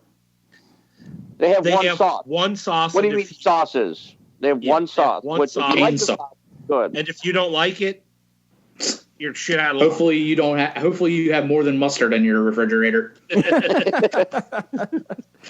Everything I hear is Raising Cane's is the shit. Like, it's the best place. It's the chicken is tasteless. I mean, it's not bad because there's no flavor. And the cane sauce, I don't like the flavor of. So the one thing to flavor up your chicken, I dislike. Gotcha. So I'm like, Pretty much, you can go to Dairy Queen and get their chicken finger basket, and it's just as good or better than Cane's. Nothing wrong with Dairy And it's Queen. probably half as expensive. And the sauce is virtually the same. Dairy Queen is awesome because they sell pretzel bites. Any fast food place that sells pretzel bites, you can't go wrong with. Pretzel But if you're on like the west side of town, you can go to Effin' Good Chicken and get much better chicken tenders. yeah, And effing good is with a effing choice. good. With a choice of sauces. The restaurant's Yes. called Effing Good. Yes, Effin' Good Chicken. and good. Okay. I think it's F''N. Good. They're opening up a second location too. So Oh. Yeah, and then a story, my mom went through Raising Cane's drive-through to pick up some stuff, and she asked for chicken tenders, and they told them they have chicken fingers, not chicken tenders. I hate people. So then when she ordered and then asked for barbecue sauce, and they kind of got shitty of, we have cane sauce. Oh, It's my like, God. I felt sorry for my dad when my mom got home because she was not happy. We'll finish this up here before we get to the top 5 here. Justice League comes out this week. Snyder Cut. Everybody excited? I got it behind me. Look at that. Are we going to do a viewing party, Jay? Sync up our things and watch together? I've been invited to 2 different podcasts to do this. Oh, God. To do a viewing party with them? No, not a viewing party, thank God. It's Yeah, so 4 you can watch fucking with me and then go to their podcast to talk about how crappy it was. Are you getting vaccinated yet? Do you have oh, no, you're not eligible yet. Friday we're eligible. Friday, it will be Friday. But like I said, you can do a viewing party at home. You can sync up your stuff and watch at the same time, and then we can just open a Skype call or something. I don't know. Can we do it as an hour-long series? Like, can we just do it like 4 episodes? Like, Break it up into episodes. I suppose you can. I can't do 4 hours of this fucking thing. I mean, Oh, that's come on. right. I forgot how long it was. I mean, Jeff, I can't even get through Jessica Jones, and that's a good series. Like, come on. I mean, God. I'll have to say the preview of it did look much better than the first movie. I'm not saying it's not. At this point, though, I just don't care because of all the people bitching about it. Like, asking for it. All that does is tell me that there's some pretty good people that There are people that are out there that know how to make good trailers. Yeah. Phantom Menace was a good trailer. Phantom Menace was a great trailer. Yeah. Then the movie came out. Yes. You know what wasn't in the trailer? What's that? Trade Federation talk. Jar Jar Binks wasn't much in it either. He didn't talk. They just showed him. They just showed him next to Qui-Gon. And he was riding that thing. Yeah, I mean, I guess I just don't care. I'm so tired of hearing about it. And I've tried to even mute it on Twitter, and somehow it still finds me. I don't get it. That's pretty much how I feel about Johnny Manziel. Oh, I'm fine. You're finding it, Brian. I'm showing it to you. So Johnny Manziel was in a fan-controlled football, and there's a bad snap. Goes 20 yards back. All right, so on to our... Fine. So in Teen Mom this week... On to our top 5 list. It's a wild card top 5. Jeff, you didn't do it right. Do the wild card. Come on. No, so it's a wild card top 5. Is that better? Yes. Where everyone made their own top 5 list. So, Jeff, you bring it up. Top 5. What is your top 5? And you can just do all 5 since that makes it a little bit easier for people to follow. Oh, we're just okay. Yeah. We're going to do them all at once. For my wild card top 5, I chose my top 5 favorite cards. Cards? Cards. CARDS. Okay. Cards. So, at number 5, I've got the infamous Billy Ripken baseball card. And fuckface written on the handle of his bat that they didn't notice right away, and some cards got through. And then they had 6 different ways to fix it. Yeah, 6. So there's variation. So Billy Ripken found a way of making himself relevant in at least one area of the world. I think it's funny. The best story about Billy Ripken is that they were 0-20. They started the season off really bad, 0-15. And the first game they won, he was knocked out in the hospital because he took a ball to the head. And so he didn't even get to enjoy the first game of the season they won. They start 0-18, I think? Yeah, something like that. And he was in the hospital when they won. It's maybe take a cue, Billy. Ooh, that's a good one. Jeff or Jim, which one of you is the cow to the Billy? Which one's the Billy to the cow here of podcasting? Jeff's on all the time. Yeah, if we're talking podcasting, he's the Iron Man. Okay, and I am the younger brother who is just trying to get on his coattails. Okay, just checking. So that would also make you the Tim Riggins to his Billy Riggins. Yes. Okay. Well, we knew Jim was a Tim Riggins. And Brian's just... I'm a Jim Riggins. I'm my own Riggins. Brian's just a Rusty Kuntz or whatever that guy's name is. From the Don't be fan of Rusty Kuntz. Kuntz. Sorry, Brian. Oh, excuse me? Rusty Kuntz? No. No, that was the best meeting at first base ever. When Rusty Kuntz and Dick Poole were having a conference at first base. Jeff, what's your number 4? My number 4 favorite card is the Camel from Magic the Gathering. It is a simple 0/1 white creature with a casting cost of 1 white mana, but it comes with banding and protection from deserts. And I tell you, banding is a great power to have. And it's a pretty cool picture. No smoking involved. Oh, okay. No, it's not Joe Camel. Oh, that'd been cool if it was. It's from the Arabian Nights, the very first expansion of Magic the Gathering. Brian and I were just playing that one the other week. The first one. After you defeated the dungeons? No, we got bored with that. We've gone on to other things. Magic. We've gotten really good at Magic the Gathering. We did a speed round. We beat the game in 22 minutes. It was kind of easy. So, it took you 22 minutes to beat the game? Well, we had it on difficulty extreme. In a speed round even? It was a difficulty extreme. 4 minutes. We were playing extreme Magic rules.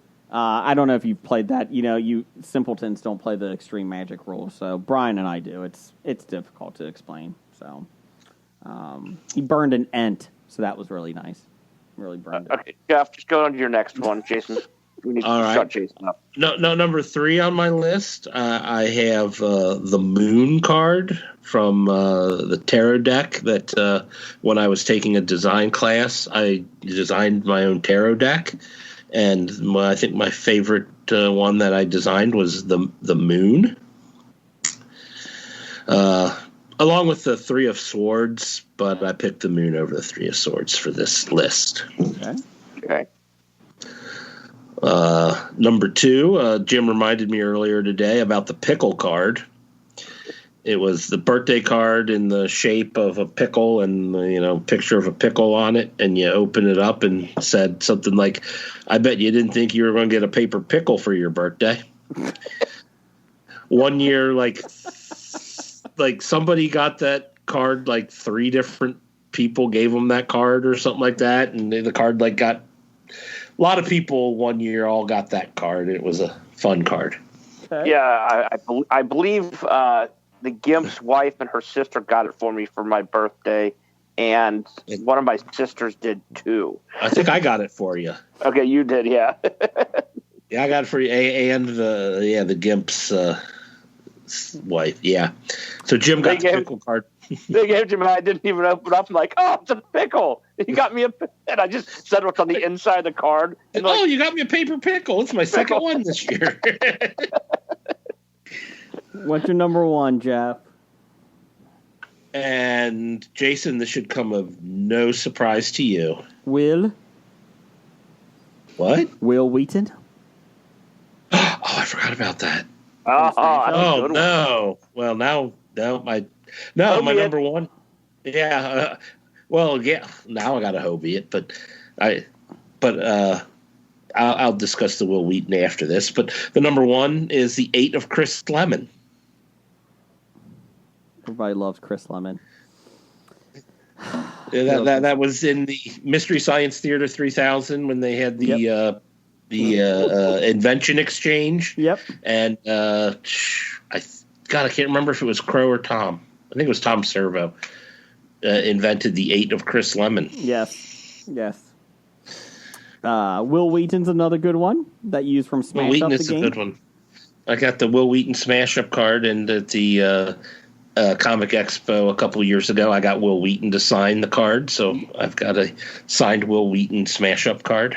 Have you played the Marvel Smash Up yet? Or have you looked at it? I have not played it yet. I've looked at it. I've opened it up and read all the cards and put them in my big box.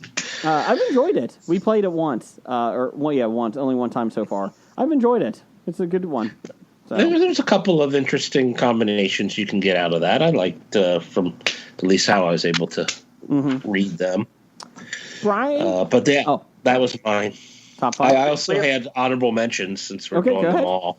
I had the honorable mention of the Ace of Spades, mainly because Motorhead sings it, and or whenever we're playing our buddy Matt, anytime he plays the Ace of Spades when we're playing cards, sings Motorhead. And I got the card from the old Wacky Pack stickers, the original Garbage Pail Kid. Oh. Which spawned the Garbage Pail Kid's own collection, but he originally started as a Wacky Pack. I got hosed in that. Jason Basin. That was a stupid one. It was a toilet. Stupid Garbage Pail Kid. I got an honorable mention for Jeff's. I got Cards Against Humanity. I have the 2 midgets shitting in a bucket. Small people. That is what the card says. Jim, what's your number or top 5? What's your top 5? My top 5 in honor of tomorrow are top 5 shitty holidays. Oh, tomorrow's St. Patrick's Day? Number 5, St. Patty's Day. There you go, okay. Because all it does is give idiot people an idiot excuse to go out and be an idiot. And wear stupid green shit. Yes. But it does bring the Shamrock Shake back. It's a push. It's a push. If we can get rid of all the drunk idiots acting like it's their day and excuse to be an asshole, I could sacrifice the Shamrock Shake for that. Okay. What else? Number 4, New Year's Eve. Another day, let idiots go out and act like idiots. An excuse to go get drunk and just piss me off. Number 3? Number 3 is a completely made-up holiday, Sweetest Day. Oh, fuck that holiday. It's, hey, we need a reason to sell cards in, like, September. October. So, October, whatever it is. So, here you go. It's like, They jacked our prices up for the flowers for our wedding because of that fucking Sweetest Day. Oh, you're getting married on Sweetest Day. I'm sorry, what? What's happening?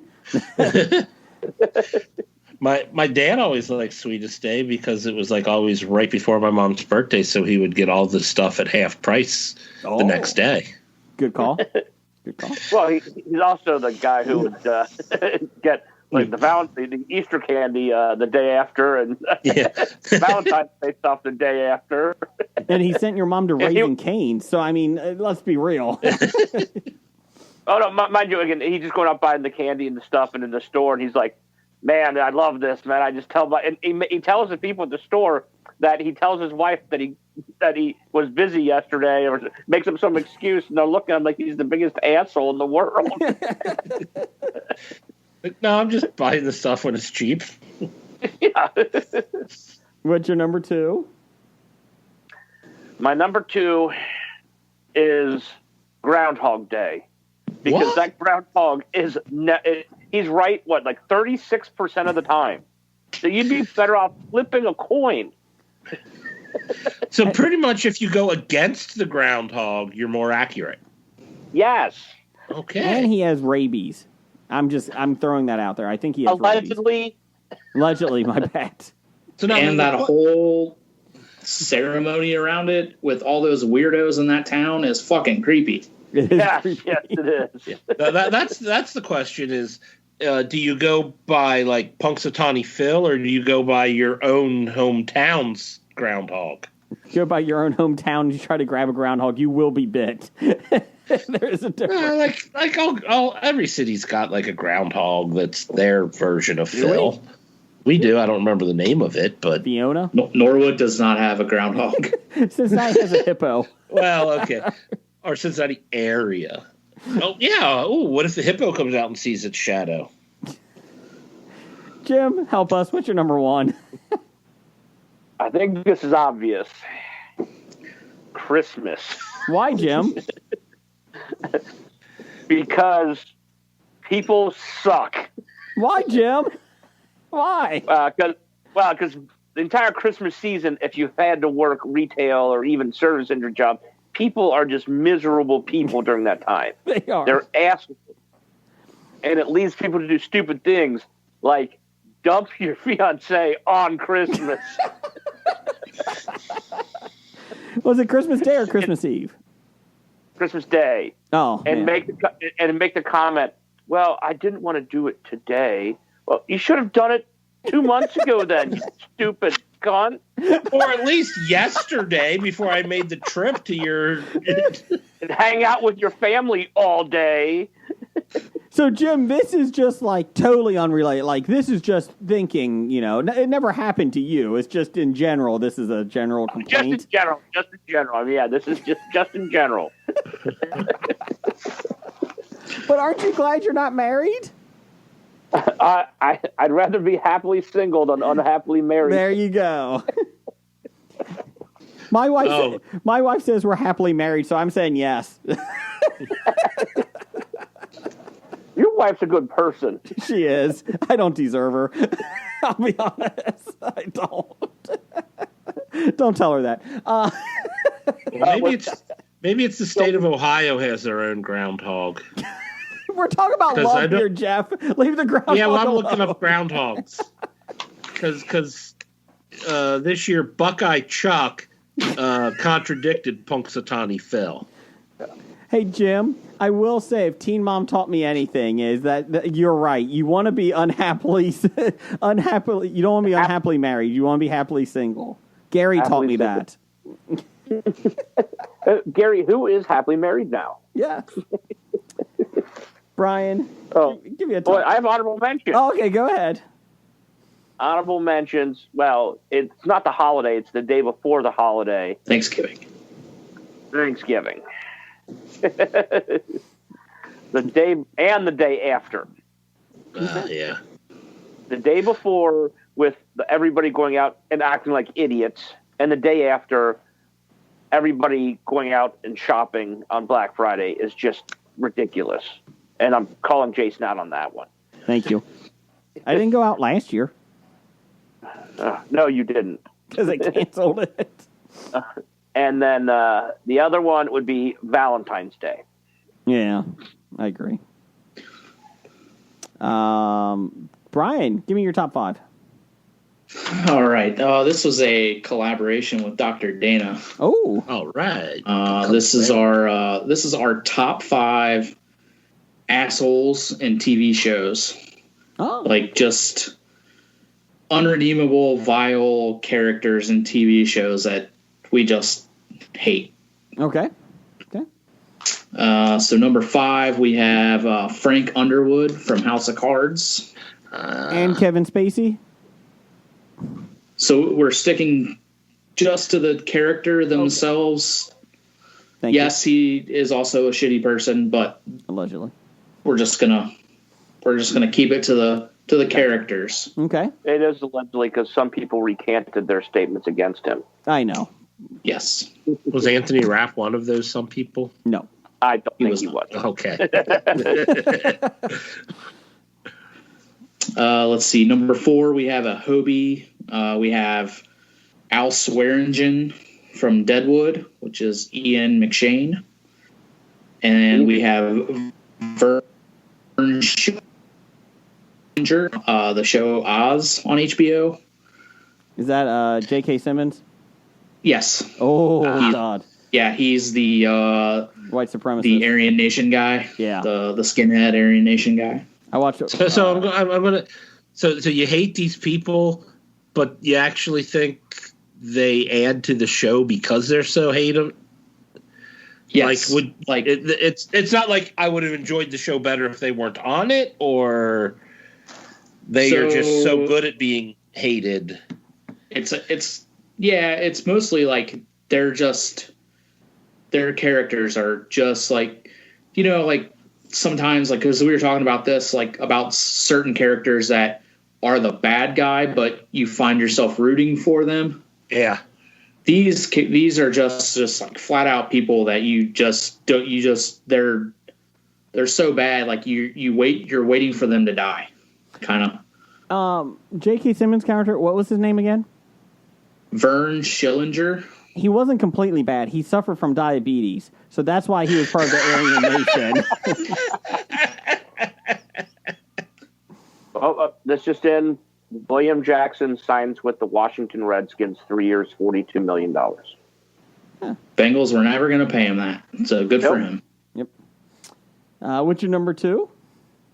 Let's see. Number that would be number 3 for us. I'm sorry. Yeah. 5, 4. Number 3, Clay Morrow from Sons of Anarchy. Oh, good old Clay. Bad old Clay. Yeah. Every time I thought he was a okay guy, he would do something bad. I'm like, nope, no, he isn't. Yep. He was like right on the line of redeeming himself, and he could never do it. Yeah. Number 2 was we hobied this one as well from the same show. We had Joffrey Baratheon and Ramsay Bolton from Game of Thrones, not Games of Thrones. And the number 1 main reason why we got started on this list, Homelander from The Boys. That's a good one. I think he's going to redeem himself. He's going to definitely redeem himself. It's going to take him like 4 seasons, man. I don't know if he can redeem. No. Yeah, they're like, no. Yeah. Unless he like gets hit in the head and his entire personality changes and he actually becomes the hero that people think he is, which isn't going to happen. You didn't have anybody from Yellowstone. Nobody from Yellowstone. Do you think it's because they can redeem themselves? Jamie could be up there. Who? Jamie, that fucking asshole. Wes Bentley's character. Yeah, but for the most part, besides Homelander and The Boys, all of these shows are done. Yeah. So these, I'm still, waiting to see what Jamie's going to do. Because ultimately, I feel like this stuff with his real dad could be could just be an angle to get back in good with Kevin Costner. Yeah. I don't know. It's just a thought, and that's still playing out. So that's why it was so we were watching so Erica started Banshee, so that led us to Homelander because that's how we started talking about it. So that's why is he a good guy in Banshee? What's that? Is he a good guy in Banshee? He's the protagonist. Okay. Yeah, he's I wouldn't say he's a good guy. Shades of gray. Yeah, he's definitely not a good guy. Do you know what the premise, the basis? Yeah, just from what you guys have told me. I'll just tell you, the very first episode, he gets out of jail. He tracks down his ex-girlfriend who was his partner in crime, and he got her away from the cops when he got arrested, so he took the fall for her. But she moved away, started a family, changed her name. Yeah. So he goes to the town, the town is called Banshee. Mm. And he finds her because she owes him his cut of their heist that they got arrested for. Anyway, he goes drinking at this bar, meets the new sheriff of Banshee, who is just coming into town. Some people come into the bar, get into a fight with the sheriff. Mind you, the sheriff was pretty much hired sight unseen. Hired the reputation. So no one actually knows what he looks like or who he just knows his name. So there's a fight in the bar. The sheriff gets killed.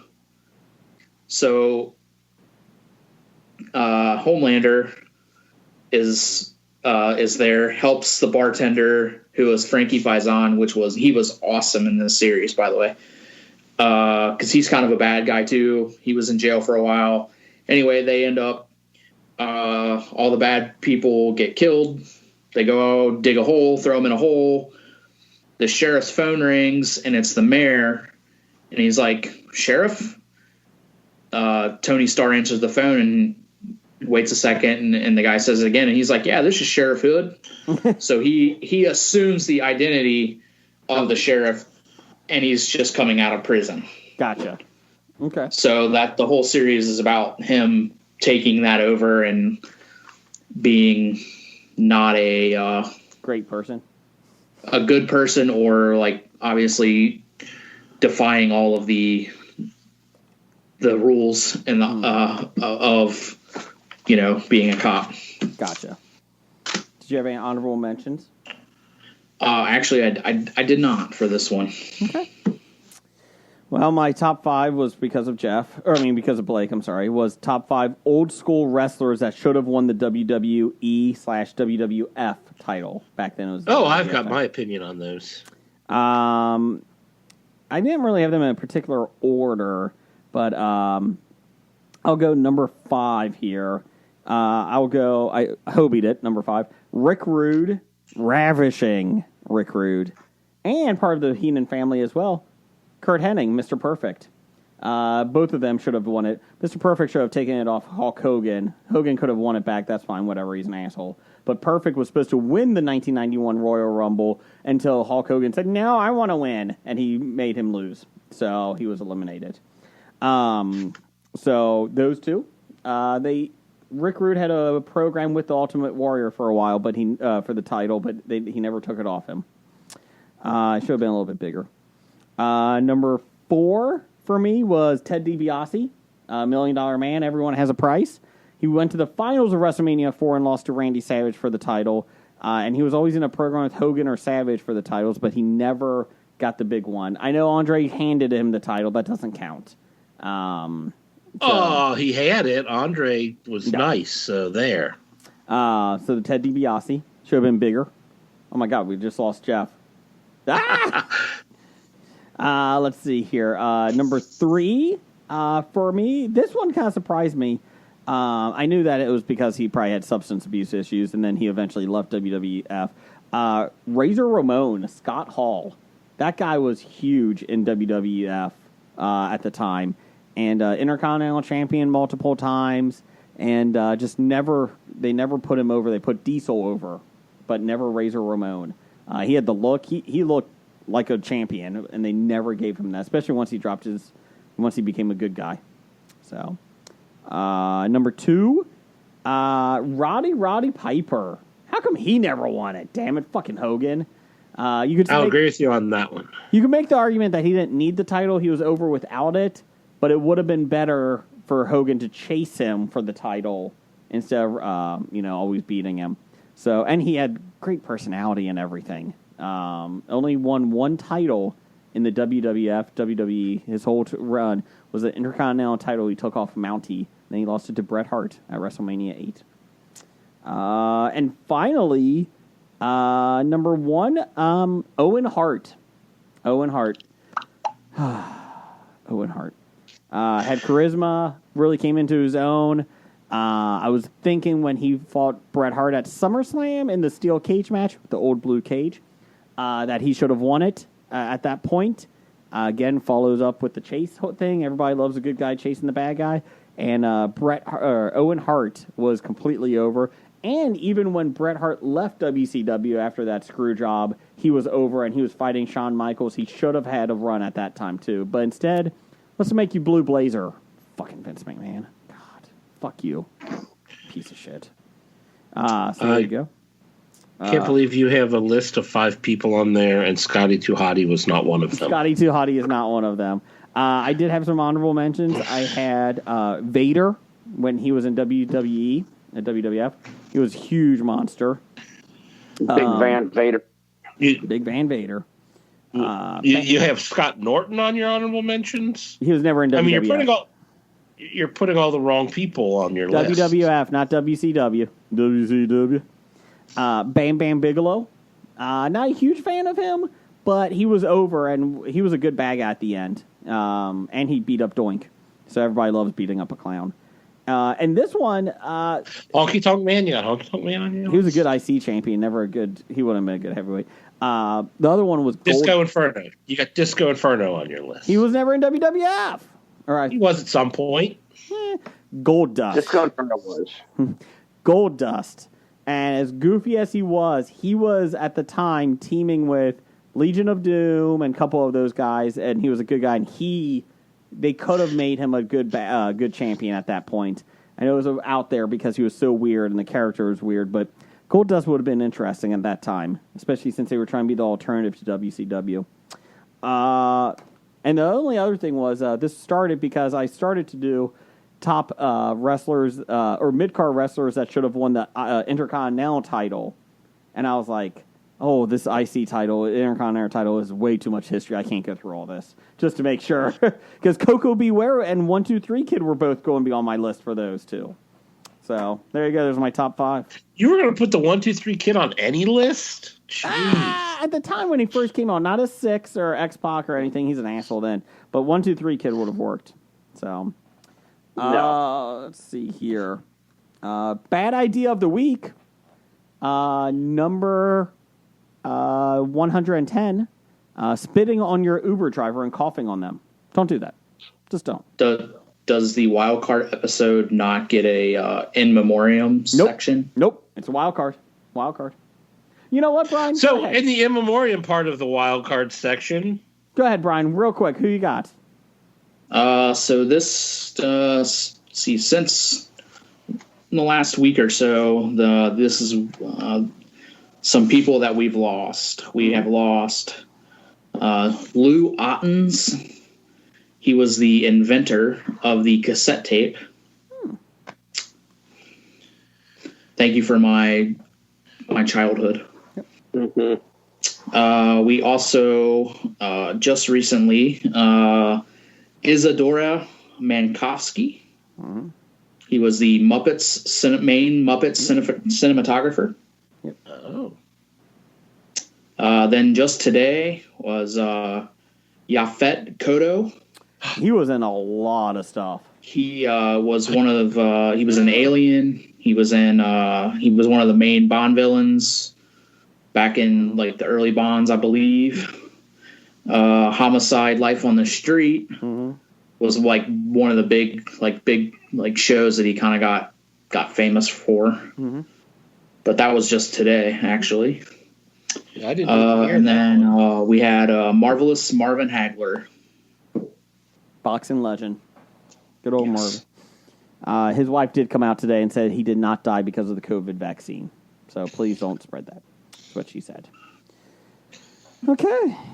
Well, way to end on a down note again, Brian. Thanks. Hey, Jeff. Yes. So I hired a handyman and gave him a list of things to do. Yes. But when I got home, only items on the list were 1, 3, and 5. So it just turns out he only does odd jobs.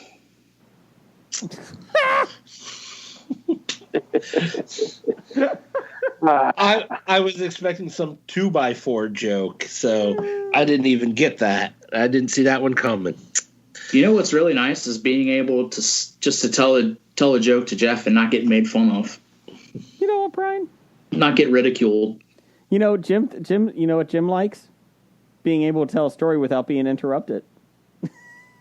What? Huh? No. We love you, Blake. Bad idea titles for the show. This week I had That Mustard Might Not Be Good. No Masks at the Gym. I Could Stroke His Abs. A Prequel to Pete. The Twinkie Defense. We Broke Jeff. A Paper Pickle. And Buckeye Chuck. So, anybody else? I just had Jeff's mustard fridge. Oh, I like that one better. I had Cuomo's defense. My candle has no smell. Idiot people behaving like idiots. And diabetes made me do it. I had the Wilford Brimley racist. May not be good. What's that? That may not go over well. Why? We're really big with Wilford Brimley's family. Would not look good.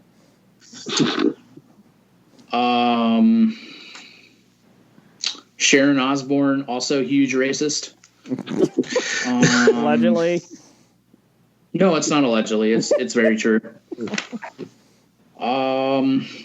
Those are the only two that I had wrote down, actually. Okay. I like Josh Gad has no butthole. Oh. I like Jeff's mustard fridge a lot. I don't know why. And I like, what was the diabetes one? Diabetes made me do it. Diabetes made me do it. Jim, you got any ones that you like better? Either of those two are good for me. I like the mustard fridge. Jeff? I'm kind of leaning towards the mustard fridge. Okay. Brian, that good for you? But I could go good with either of those. Diabetes made me do it.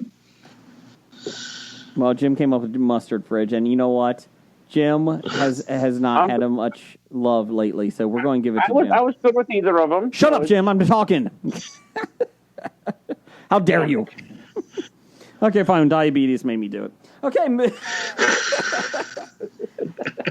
Great. Now I can tell everybody the episode should really be called the Wilford Brimley Racist. No, stop it. Stop it. Roger says goodbye. Goodbye. Walking Dead to Talking Heads, from comic books to TV sets. There's a history, not so bad. There's the history. It's the history of bad, so bad. The history of bad, it's bad. The history of bad ideas. Podcast. You are listening to a Hobie.